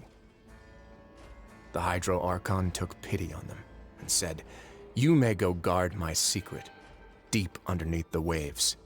And so, leaning on the power of the Hydro Archon, they gathered underneath the sea and began to build a fortress. They became a community down there in the deeps, and over the years helped it to grow. As the number of exiles increased, more and more people joined the community. When the first group of exiles died, they left the yet unfinished fortress to their successors. The Hydro Archon continued to lend her support, allowing the fortress and what it stood for to continue growing ever larger. Before long, this dark underwater fortress became the sinner's only home. And with that, the people here stopped referring to the fortress as a prison. They saw themselves as repenting sinners who would regain their freedom once they had sufficiently redeemed themselves. But as time went on, people also realized that the fortress was a lonely place. Once they had gotten used to life here, they could no longer feel comfortable living in the overworld. Once they had finished serving their sentences, some people left and some others chose to stay. They'd find some idle position and let their withered souls fade away with the ancient secrets of the past. After many, many centuries, few people still remember the reason for the fortress's founding. Now they just see it as an integral pillar of Fontainian society, as the place where criminals deserve to be sent. Now and again, researchers manage to break one law or another and live out their days in the fortress. I learned all this from an elderly historian. Everyone else just thought he'd made it all up. But now you know every part of that history is true. Indeed. It's just as the prophecy says. If this gate fails, then everyone will be dissolved into the sea. To be frank, not really. But sadly, that hasn't stopped this prophecy from proving all too accurate. Prophecies are troublesome things. Just hearing one will create the first wave of panic. Seeing signs of it will bring about the second, and actually witnessing it in real time, the third. Let's go somewhere else. I want to show you something. This is it. Your Grace, perfect timing. The results from our last round of experiments have... Wait, Jurier, he's not alone! Huh? Lorvine and Jurier? No need to panic, you two. I've already told them about our plan. What? After you warned us not to tell a single soul about any of this? I'm skeptical as well. Are you sure they are trustworthy? The results speak for themselves, don't they? These two may already know more than you could ever imagine. All right then, if Your Grace insists. They seem harmless enough, so I'll trust them for now. Well, how about some reintroductions? This is Jurier, one of the highest-ranked researchers from the Fontaine Research Institute. He used to work under Edwin. I trust that you've heard of Edwin? Good. Saves me a bit of time explaining. Edwin's main areas of research were archaeum and gravimeters. As his assistant, Jurier is quite familiar with them as well. I hired him to be my technical consultant. You want to blow up the Fortress of Meropide? Ah, what a lovely idea. I'm already imagining it in my head. Gotta admit, I'm tempted as well. Guys, focus! Focus! That taskmaster over there is Miss Lorvine, and is also one of my technical consultants. While Jurier used to be Edwin's assistant, she used to be Jurier's assistant. Ooh, are they together? See, everyone keeps asking this question. Are you too sure you're not a couple and just using your work as a convenient cover? Your Grace, I am not in a relationship with this man. If I dated her, I'd officially be madder than Edwin. Jeez, forget I said anything then. Follow me. Whoa, there's another door that goes right up. Your constant amazement makes it seem like the fortress can do anything. But Paimon really thinks everything's super cool.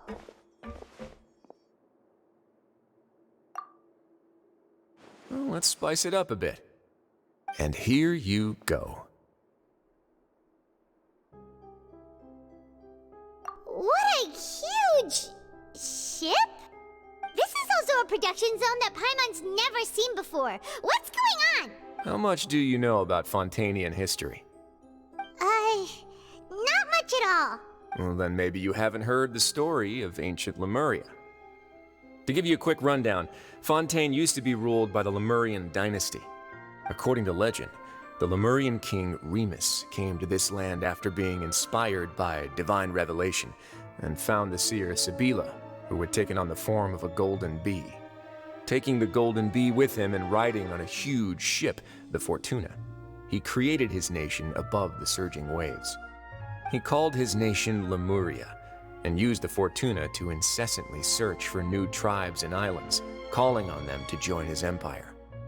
There's a ship in this story too? Where there's water, there'll be ships. People believe that hope can always be found at the end of a voyage. Do you believe that too? To a point, I think. As you've already seen, I have a whole factory's worth of labor, materials, and technology at my disposal. Certainly can't hurt to give it a try. So the moment I began to speculate that the primordial sea might lie underneath the gate, I also began this project. Were you inspired by the legendary Fortuna? Maybe. Fontanians need something to hold on to cope with the impending disaster. Were the workers to find out the truth behind this ship, riots would destroy the fortress faster than any catastrophe. As the fortress's administrator, I'd never make such a reckless call. All right, that's enough talking for now.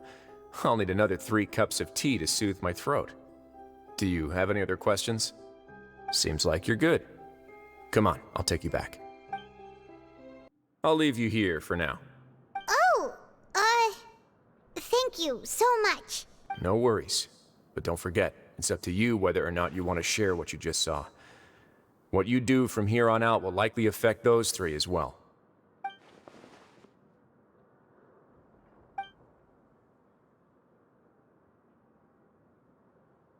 Yeah, we'll put a lot of thought into it for sure. Great. I look forward to what happens next. We're back! Welcome back. Do you want a cup of tea? How can you be so much like Wriothesley, always drinking tea? Huh. Actually, now that you mention it, I just remembered something now. While I was sedated, I could still barely hear 2 people talking next to me. They were discussing everything, from the leaves to the water and even the teacups themselves. Must have been Wriothesley and Sigewinne.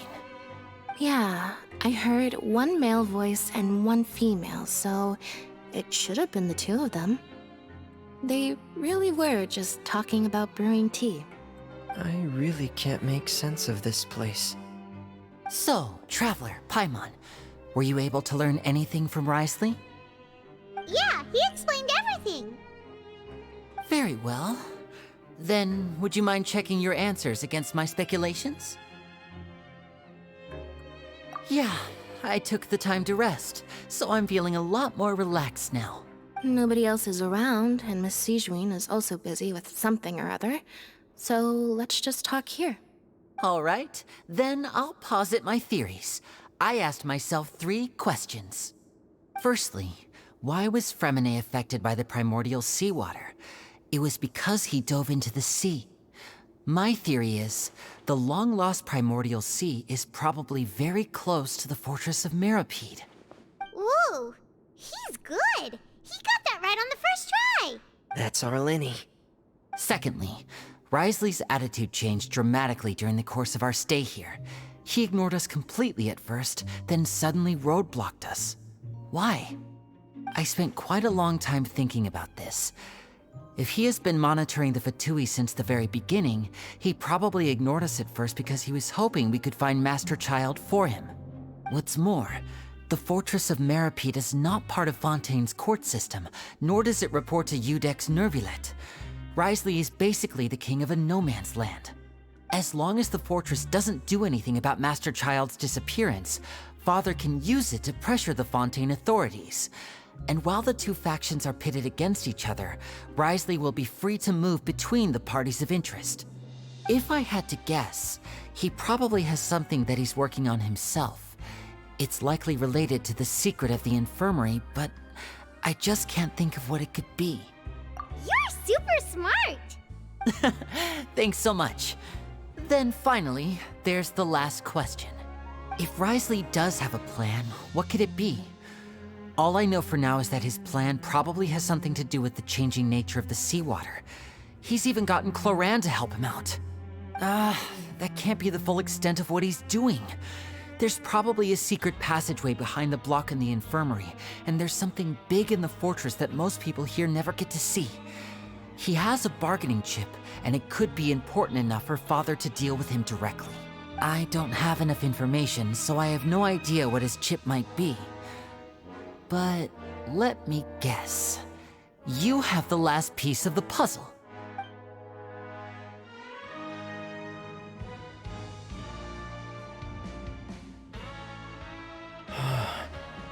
I can't believe it. The sea will engulf everyone. Just like the prophecy said. Could Wriothesley have wanted to meet Father to figure out a way to deal with this crisis? If you remember, I once mentioned that Father sees the House of the Hearth as her base of operations, and she truly wants to resolve the crisis. But how could Wriothesley have known that? Or perhaps he didn't know, and just wanted to bring Father over to his side? Which could be why he said he just wanted to negotiate. Yeah, that makes sense to me. I understand your concerns as well, Traveler. I'll figure out a way to pass this on to our father. No matter what, we're on your side. The two of you have already aided us far too much. We probably wouldn't be standing here right now if not for you. If you ever need anything else going forward, please come to the House of the Hearth at any time. Though you may not share the sentiment, after all that we've gone through together, the three of us basically see you as family now. You have my gratitude. Thank you for protecting Linny when it really mattered. And thank you for sharing the secrets of the fortress with us. We didn't think you were going to do it. Why are you being so formal all of a sudden? Given your strength, you might not need our help at all. But if you are ever in danger, we will try our best to protect you. Aw, the sound of that makes Paimon feel all warm and safe inside.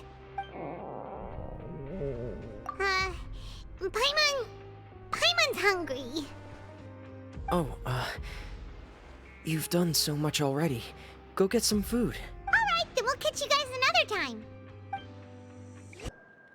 It's time for dinner.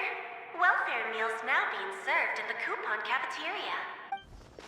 Come on, let's go pick up ours as well.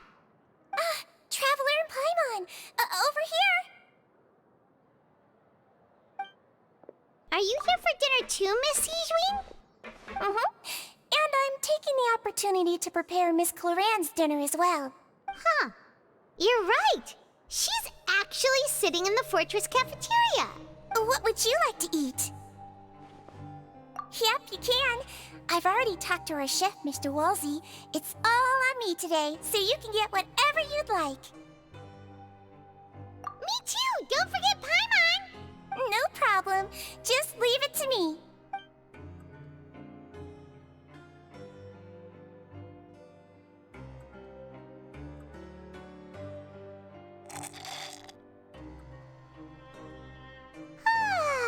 So delicious. Paimon's so happy. Paimon wants to feast like this every day. Feeling full yet? How's the food? Delicious. I'm so glad to see you all so happy. Oh, see the expression on your face just now? The muscle here just moved, which suggests that you're feeling quite relaxed at the moment. Sijween, do you do this to help your patients or to better understand human beings? A bit of both, I suppose. I'm a Melusine, which means I'm very different from human beings. I must know what you're thinking if I want to take good care of you. You're really good at taking care of people. Even though you're so short, you still talk and act like an older sister. Really? You're reminded of an older sister? That's great to hear. Oh, and what did you mean back in Wriothesley's office? When you said that you were protecting Linny and his siblings as well? Oh, that. I just asked His Grace to look out for those children, especially that diver boy. I was getting a bit worried after hearing that something was wrong with the water. Thankfully, Clorand is very strong and managed to save him in the nick of time. His Grace also sealed the pipes after Clorand left, to make sure that Linny wouldn't impulsively chase after his brother. Although the path was blocked, we still stationed some guards there to stop anyone from approaching. They were instructed to only open the door once Miss Clorand had returned. Oh, and I was keeping an eye on Mr. Linny as well. We had to press him, but we couldn't allow him to be in any real danger.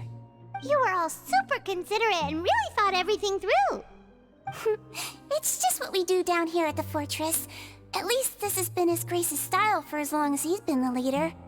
Oh, I really wish Monsieur Nervula would come down here more often too. I feel like he'd like it here, with all the darkness and chaos. Get a good night's rest, you two. You both worked very hard. Oh, so much has happened. Paimon just feels absolutely exhausted now that she's finally relaxed. Paimon's super sleepy. Are you sleepy too?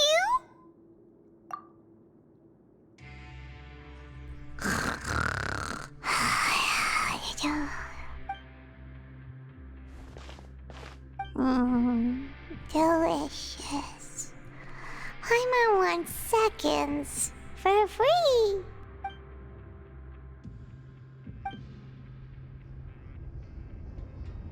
Out of my way! Get out of my way! What happened? Why is everyone running? No idea, but something must have happened. Stop asking! Who's yelling? Paimon still wants to sleep.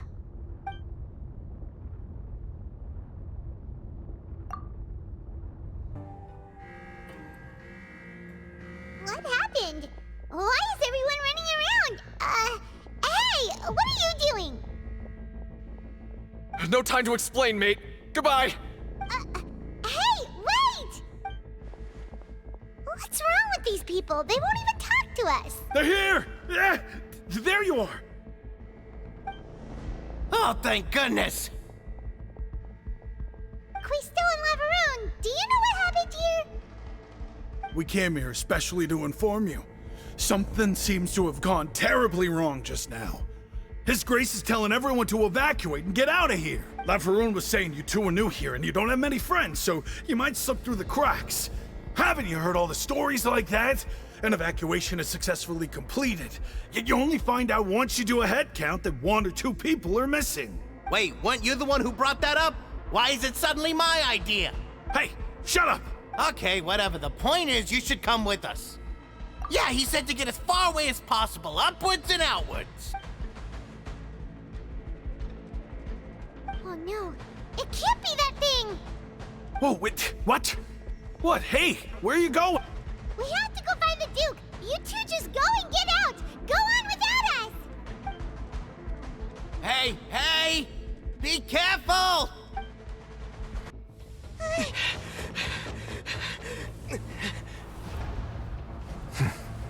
They're here. Just like I said. We have it! Huh.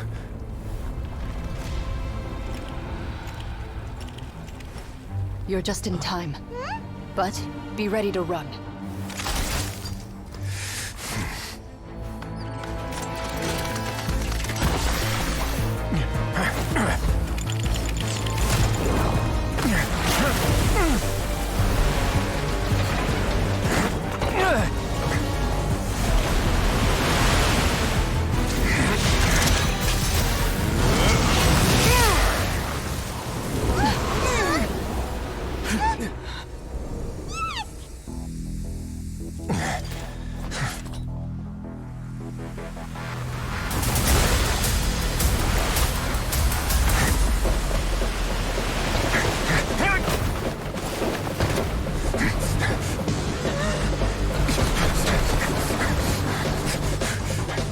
Three, 2, 1.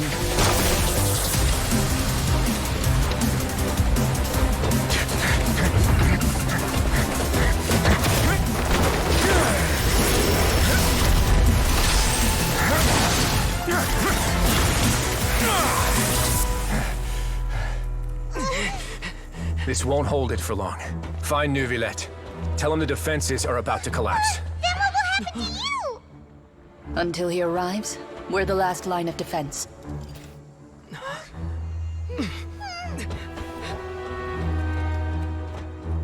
The gate. How long do you think it'll hold? That depends on us.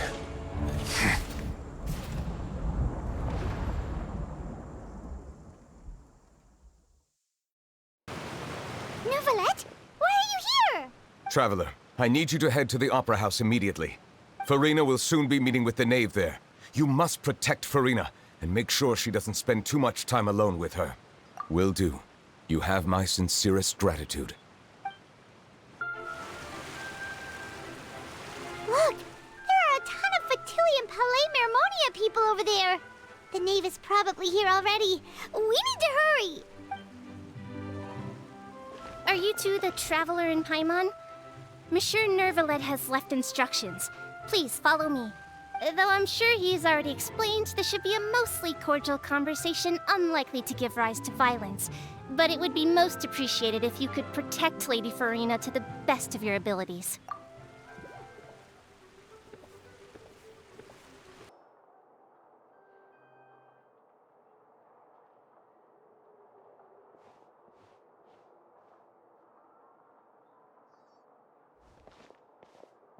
Oh, so you two are the honored guests Miss Farina mentioned.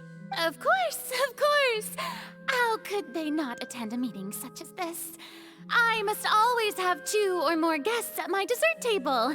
Otherwise, the occasion would be too lonely and unbecoming of my station. It is my pleasure to make your acquaintance, Traveler. I have heard much of your accomplishments. I am the Knave, one of the 11 Fatui Harbingers.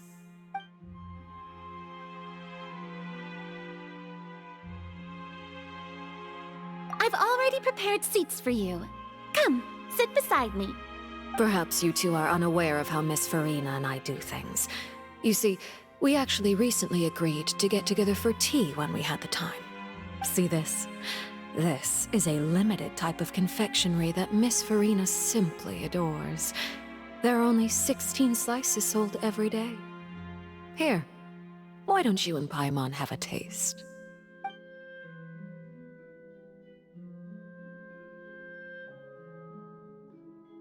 Traveler, what do you think of this cake? That's good to hear. So what Child said was on the mark after all. You do share a taste in desserts with Farina and I. I wonder how he's doing nowadays.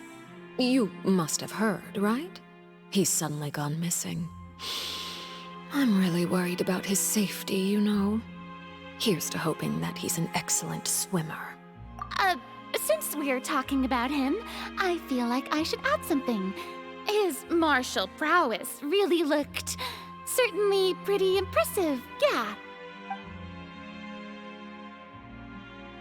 Oh, so you're also familiar with his aptitude for fighting, Miss Farina. Oh, right. I almost forgot. Child was subdued by Iudex Neuvillette right in front of you. Against ordinary people, my colleague would never be on the back foot. But alas, he just never imagined he'd run into such a person. I must express my admiration for Monsieur Neuvillette. Coming from you, that's not surprising at all. But I thought you would be happier to hear the news. Of course, but it's still a bit of a shame. You see, I would have been far happier had I received this news somewhat earlier. As you well know, a long time has passed since Child disappeared. Well, in any case, there's no need to worry. We know for sure that Child is still alive. Oh, and just how do you know that? Because, because we found evidence that proved he left the Fortress of Mirapede! And where did he go after leaving the fortress? Well... The Fortress of Mirapede lies deep beneath the waves. Unless he pranced right out of the main gate, he must have had to swim for it. Do you have any proof that he surfaced safely? Ah, that is good news at least. His sister Tonya sent a letter to Fontaine not too long ago. Since he was unfortunately unavailable, I picked it up on his behalf. Do you have any idea how he usually writes back to his family? Dear Tonya, your letter made me feel like we were still enjoying our time in Snezhnaya together. I'm currently admiring the scenery on the streets in front of the Opera House. Is it something like that?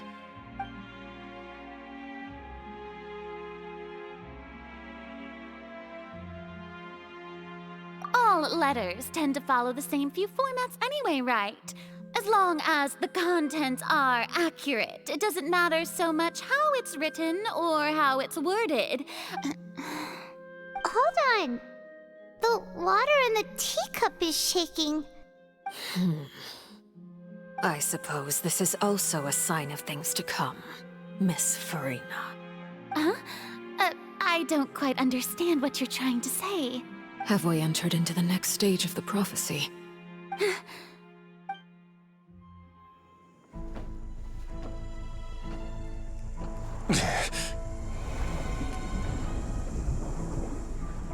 My thanks to you both.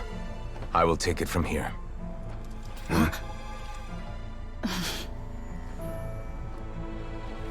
Sure you don't need a hand? Quite sure. Wow. So, what's your secret, huh? Let me guess. Nah, who knows? Maybe it's just your sense of responsibility. Sounds about right.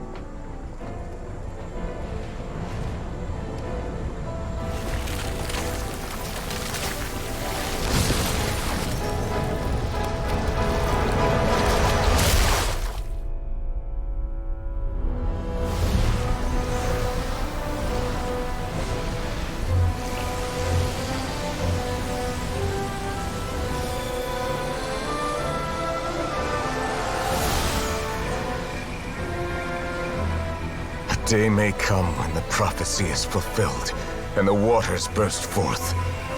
But it is not this day!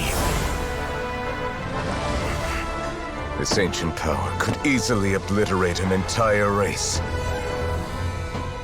A tsunami of fury would unleash endless catastrophe.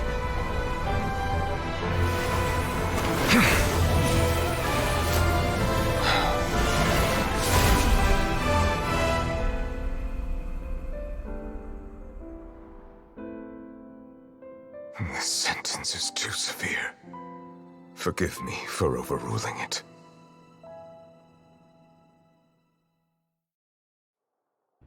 All right. Seems like the problem inside has been suppressed. Let me guess, we're safe for now. Indeed. But only for now. I win this bet. You owe me a present. Very well. It was indeed just as you said. You made a bet? We made a bet on the size of your entourage. Cloran thought you wouldn't come down by yourself. I figured you would have at least brought a few people along for appearance's sake. It appears I underestimated just how confidential the mission was. Shouldn't you have gotten used to confidential missions by now? That's just how the courts operate. So what gift must the loser give? Tea? He already has tons of tea in his office. I'm thinking about a set of legal codices. That wouldn't happen to be a dig at my lack of legal awareness, would it? Well, I'm sure His Grace doesn't consider the fortress to be outside the law. I was under the impression the residents of a place like this would be uninterested in the legal codices. That was obviously a joke. Anyway, you've still got some unfinished business to attend to in the overworld, correct? No need to stay here if you have a pressing matter. We all know you can't leave Palais Mermonia for long. Thank you. I hope everything went smoothly with the Fatui Harbinger.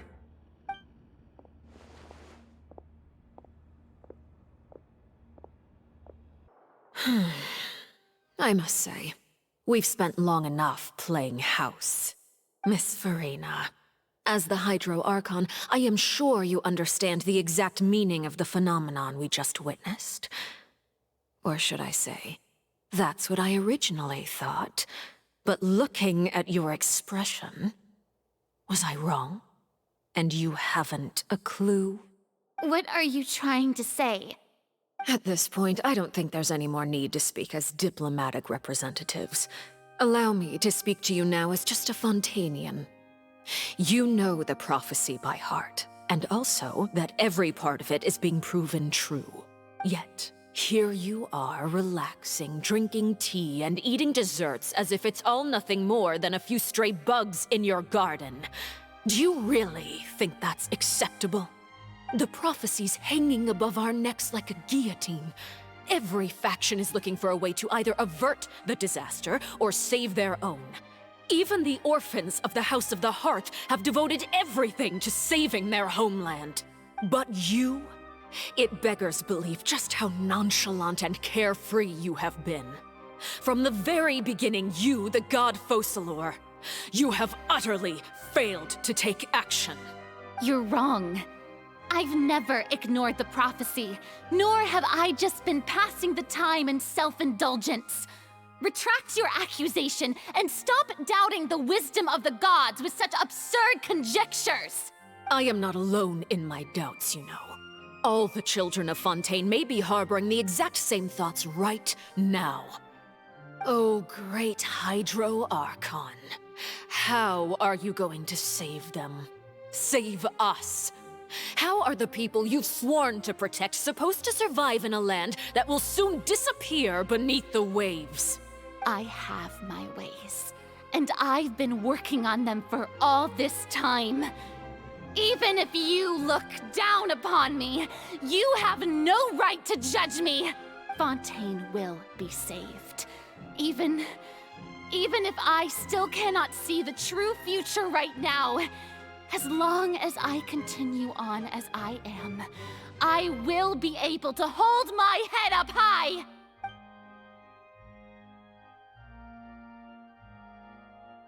Then I ask you, Miss Farina, just what have you been working on? Where can we see it, and what is it doing to help?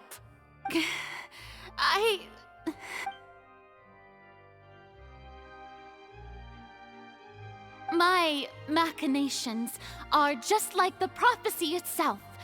They will only reveal themselves at the fated time. It is just that beings like yourselves are unable to perceive them as of yet.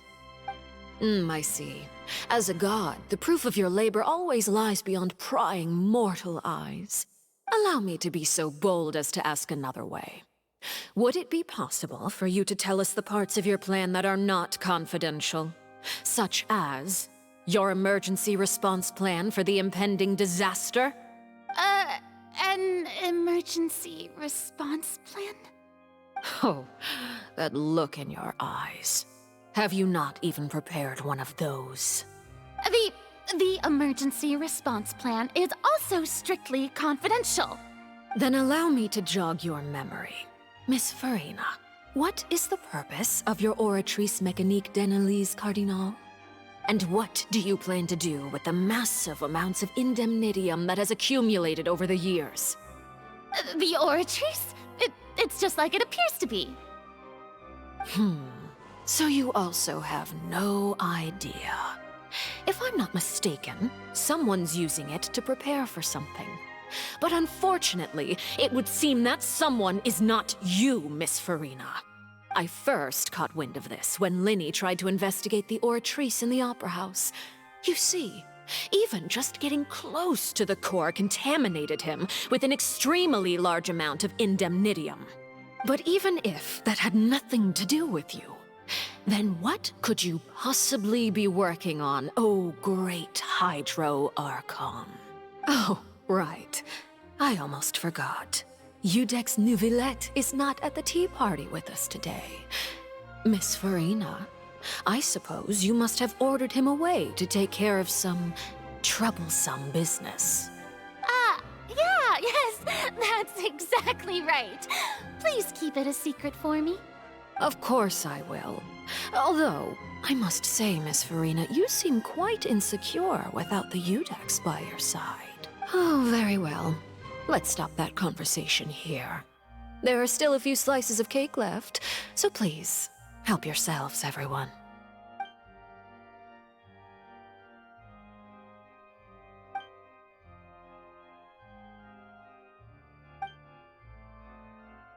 Traveler, I heard that you were recently commissioned to handle a few matters on behalf of the Eudex. Why don't you take an extra slice of cake? Those who work hard deserve gratitude and praise. You too, Paimon. Thank you. Paimon will take you up on that offer.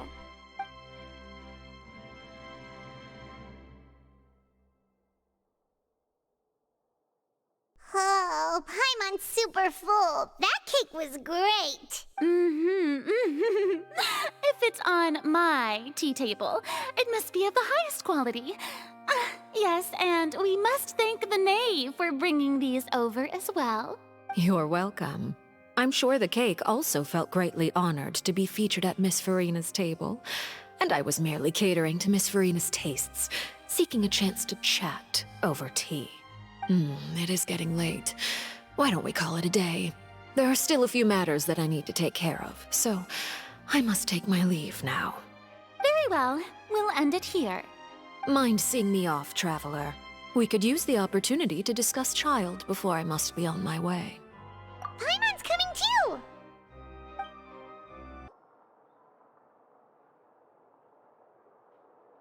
I'm glad that you were willing to come with me. Of course, Child was just an excuse. I have no interest in your dealings with him. That's what Paimon thought. You lent your aid to the children of the House of the Hearth. As their father, I would like to express my gratitude. That was all. Formal topics should be discussed in formal settings, and informal topics in informal settings. I know you just returned from the fortress of Meripede. Relax. I have no intention of trying to get anything out of you. Linny, Lynette, and Fremine are still there, and I trust their judgment and abilities. They've all been working very hard and have always done all they can to fight back against anyone who tried to stop them, especially Linny. You mean Wriothesley. He's a tricky one to deal with. It's unfortunate that Linny's so eager to prove himself that he can't learn to rely on others, including me. By the way, and you can just consider this a bit of idle gossip, but what's your impression of Farina? You are outside of our disputes, and the freest person in all of Fontaine, able to move around most easily. Allow me to share my perspective with you. And that's everything that happened during the trial. Master Child was declared guilty and immediately transported to the Fortress of Meripede. Didn't he say he was coming here on vacation? Does he not feel an ounce of shame for all the trouble he has caused? Forget it. He did give us an opportunity. I will be meeting someone shortly. Do you require help with any preparations? No need. I will take care of it myself. I need to meet with Farina, a Hydro Archon. She is at the heart of Fontaine. But what's fascinating about her is that she often seems more like a celebrity than a working Archon. Oh? Come over here, you little critter, you! You dare to run from me? Stop right this instant! My goal is just to discover the location of the Gnosis. But I didn't expect the chance to approach Farina to be handed to me on a silver platter. This is so easy, it's actually making me a bit suspicious. Anything left unguarded is usually just bait. But no one will blame someone for taking the bait. After all, from the moment it was attached to the hook, the bait is meant to be sacrificed. It's just as I guessed in the second before I struck. The Hydronosis is not currently held by the Archon. In fact, this Archon doesn't seem like a god at all. And I sense that she's under some kind of curse. Who are you? And what are you trying to do? Please don't kill me. I'm begging you, please. The fear in her pupils is genuine, so perhaps she's not bait after all. Either way, targeting her has lost all meaning. I left the scene with ease. Nobody came looking for me, and nobody could serve as a witness to my near assassination of Focalor. I suspect even Farina dares not mention this incident to anyone. Not long after, my informants confirmed what I had guessed. After returning to her quarters, Farina quietly cried alone. She was so scared that she could not sleep that night, nor could she even bring herself to eat her cake. There's no doubt that there's something wrong with her. I began to entertain the possibility that she is not the true Hydro Archon. Perhaps Iudex Neuvillette is actually the genuine article. I have to find the Gnosis. If the Neuvillette hypothesis is correct, he is probably in possession of it. Alternatively, it might have been hidden in a place that's hard for ordinary people to access. Yes, Father. My dear children, please speak. News from the fortress of Meropide. Master Child has gone missing. On top of that, the contacts and guards we bribed at the fortress have all gone quiet as well. Probably the handiwork of that wriothesley. I'm afraid so. This is a good opportunity. The value of a harbinger is much higher than most would imagine. We now have an excuse to exert diplomatic pressure on the Fontaine authorities. Set up a meeting for me. I would like to meet the Hydro Archon and Iudex Neuvillette. Oh, and I have an additional mission for you three.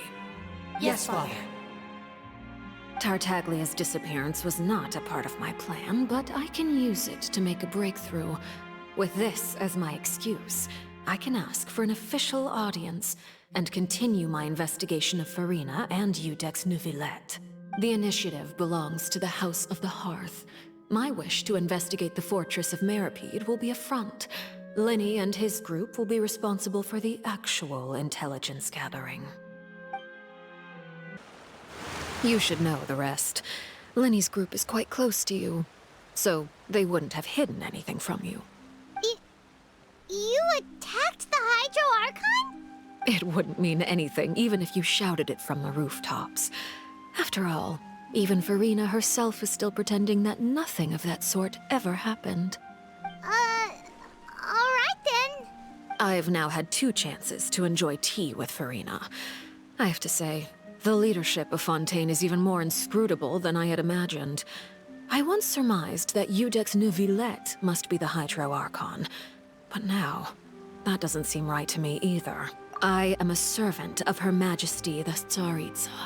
Over my years of service, I've learned how a real Archon conducts and carries themselves.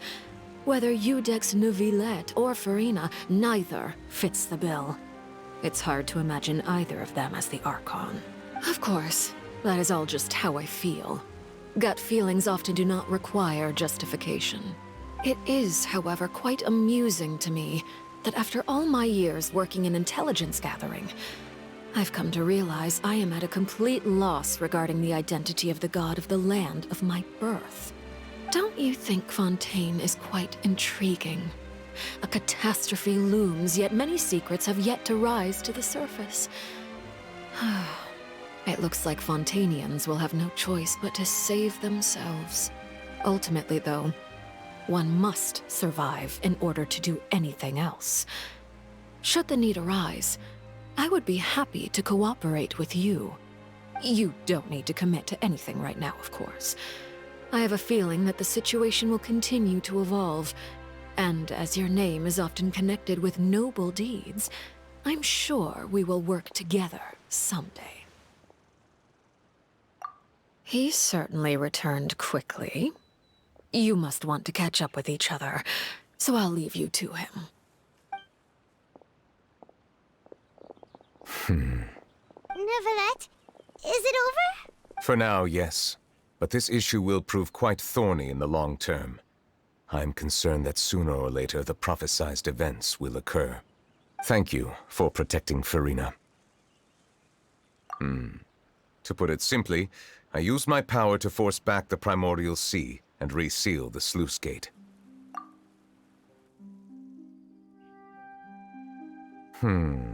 So as expected, the Knave has turned up the pressure on Farina. She's trying to feel her out, though I'm still unsure as to her motives. Permission granted. Whoa. It can't be that you're the real Hydro Archon, right? But that's just a speculation on our part, though. You can't tell us? Then that's okay. We can talk about something else. We won't try to force you. You guys in Fontaine are super strange. If by the phrase, you guys, you are referring to Farina and I, then although I'm not sure just what you are trying to imply, I must clarify that I do not share her positions on a multitude of topics. I believe so. The fortress has a long and complex history. It has seen much grief and suffering. And now, another catastrophe will soon be upon us. I mourn this turn of events. Huh? Why is it raining all of a sudden?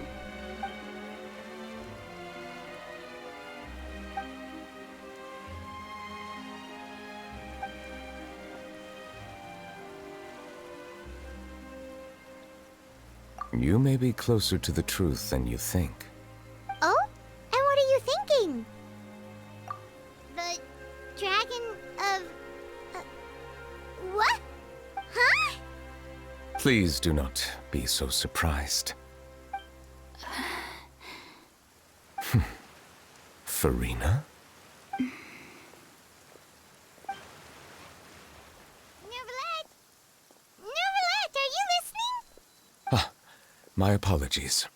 We were just guessing randomly. We didn't guess right, did we? You're not actually the dragon sovereign of water, right? Well, if you don't want to confirm or deny... You guessed correctly. I sincerely hope you'll be able to keep this a secret for me. Right, of course. We'll definitely help you keep it a secret.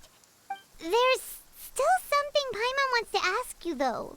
Please, go ahead.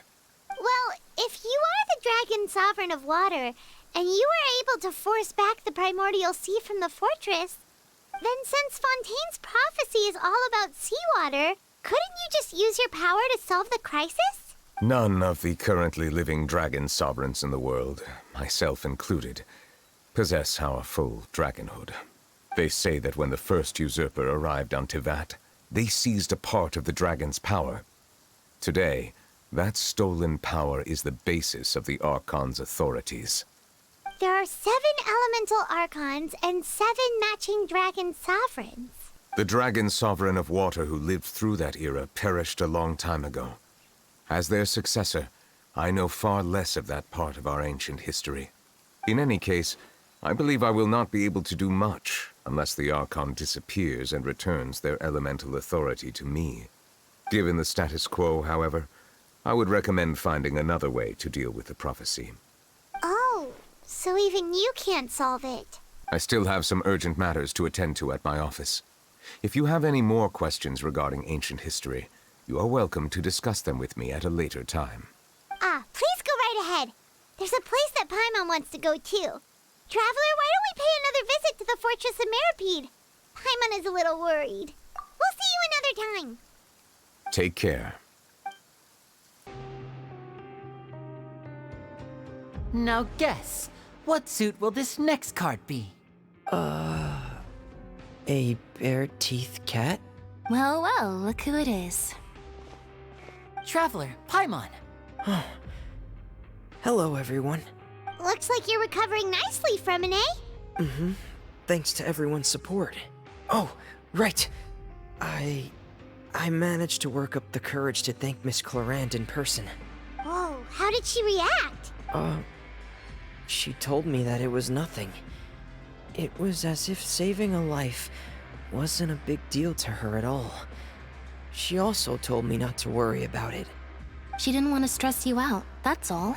She's right, and it's best not to dwell on it. Yeah. Okay, but check this out. We went back to the Opera House and we met the Knave. You met Father? Did she say anything to you? She said a few things that were, a bit hard to understand. And also that she's looking forward to working with us in the future. Her attitude towards you is even better than what we'd imagined.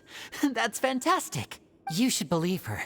She has her own way of doing things, and she'll do everything in her power to help those she considers close, which now might also include you. Father is very capable, and also trustworthy. Oh, Paimon just remembered that she thought Linny was a bit too proud as well. She said that you should learn how to rely on others sometimes. Got it. That does sound like something that Father would say. Hey! Are you going to stay here for the next few days?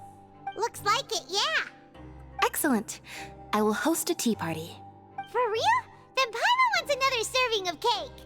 Another implies that you were already served some delicious cake while you were up there. How lovely.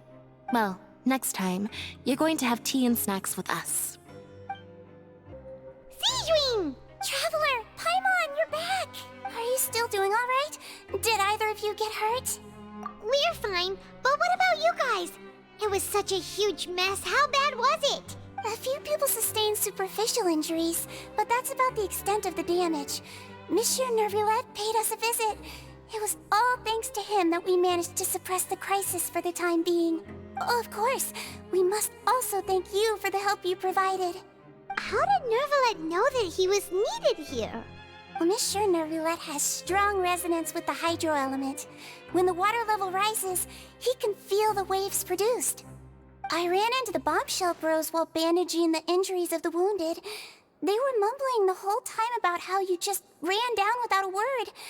I'm so relieved to see that you're both all right.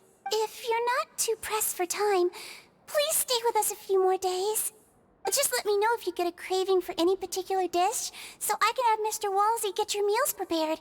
Oh, and please feel free to visit the infirmary for a break at any time. I'd like to take the opportunity to spend some more time observing your facial muscles as well. Your happy smiles are quite contagious, you know. They're so memorable, and I've missed them immensely while you were gone.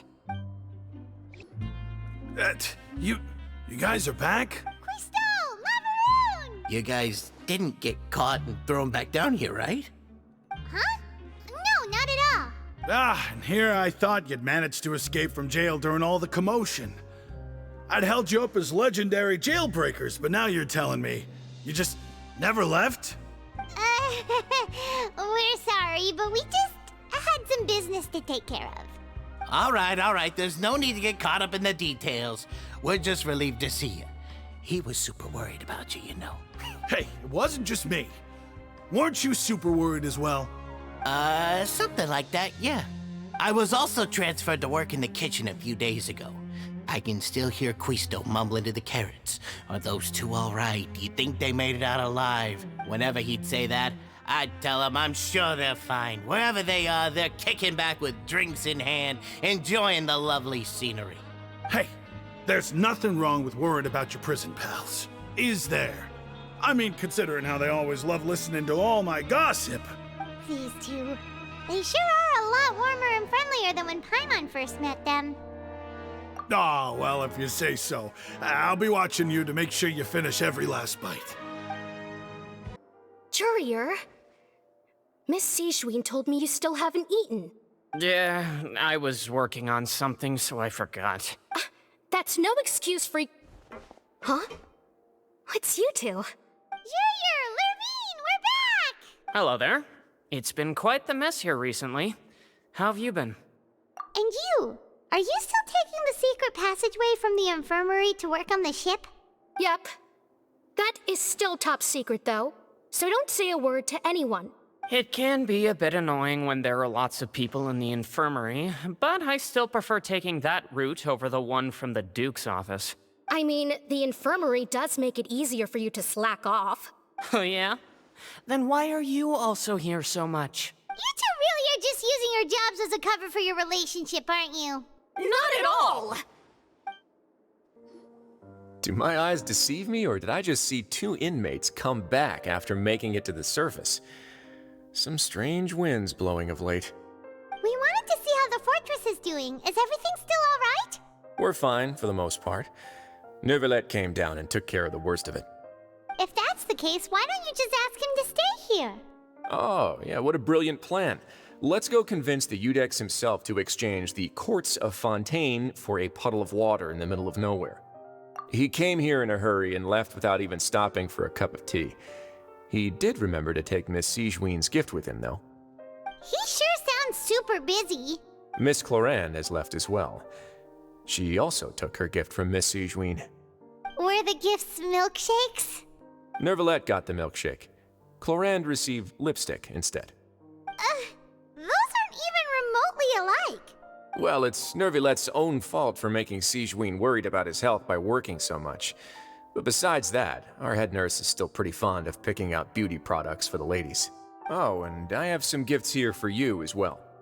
Are these from Sigewinne too? Nope, they're from yours truly. You've already wrapped up your work at the fortress, so you can return to the surface at any time. You haven't yet served your full prison term, however, so you may continue to use your cell until your term is up. For real? Then we could stay here for a really long time? You may access the cafeteria for free. Hooray! Just remember to come complete your paperwork once it's time for your release. We're back in our cell again. We're no longer prisoners, though, so it really doesn't feel the same. Sure feels that way. But the truth is, we never did anything bad to begin with, so I'm not sure why we put so much pressure on ourselves. Huh? How did you know? Hey, that's not true! All right. Okay, Paimon just wanted to say that we really are an amazing duo after all. It's like we've now gone to so many places together and become friends with so many people. We've never stopped traveling or stopped meeting new friends. There are so many bad things in the world, and we're just two people, but we've still been solving problems no matter where we go. Isn't that pretty cool? You're counting Paimon today? Aren't you the only adventurer here? Then let's ask Catherine to give Paimon an adventurer handbook as well. Paimon will also be an adventurer from today forward. Just our thoughts making Paimon giddy. Paimon's gonna crash, so you sleep soon too. The last time we fell asleep here, we woke up to a whole mess outside our cell. The primordial seawater nearly rose up. That was so scary. We should be safe now, right? All right then. Good night to you, traveler.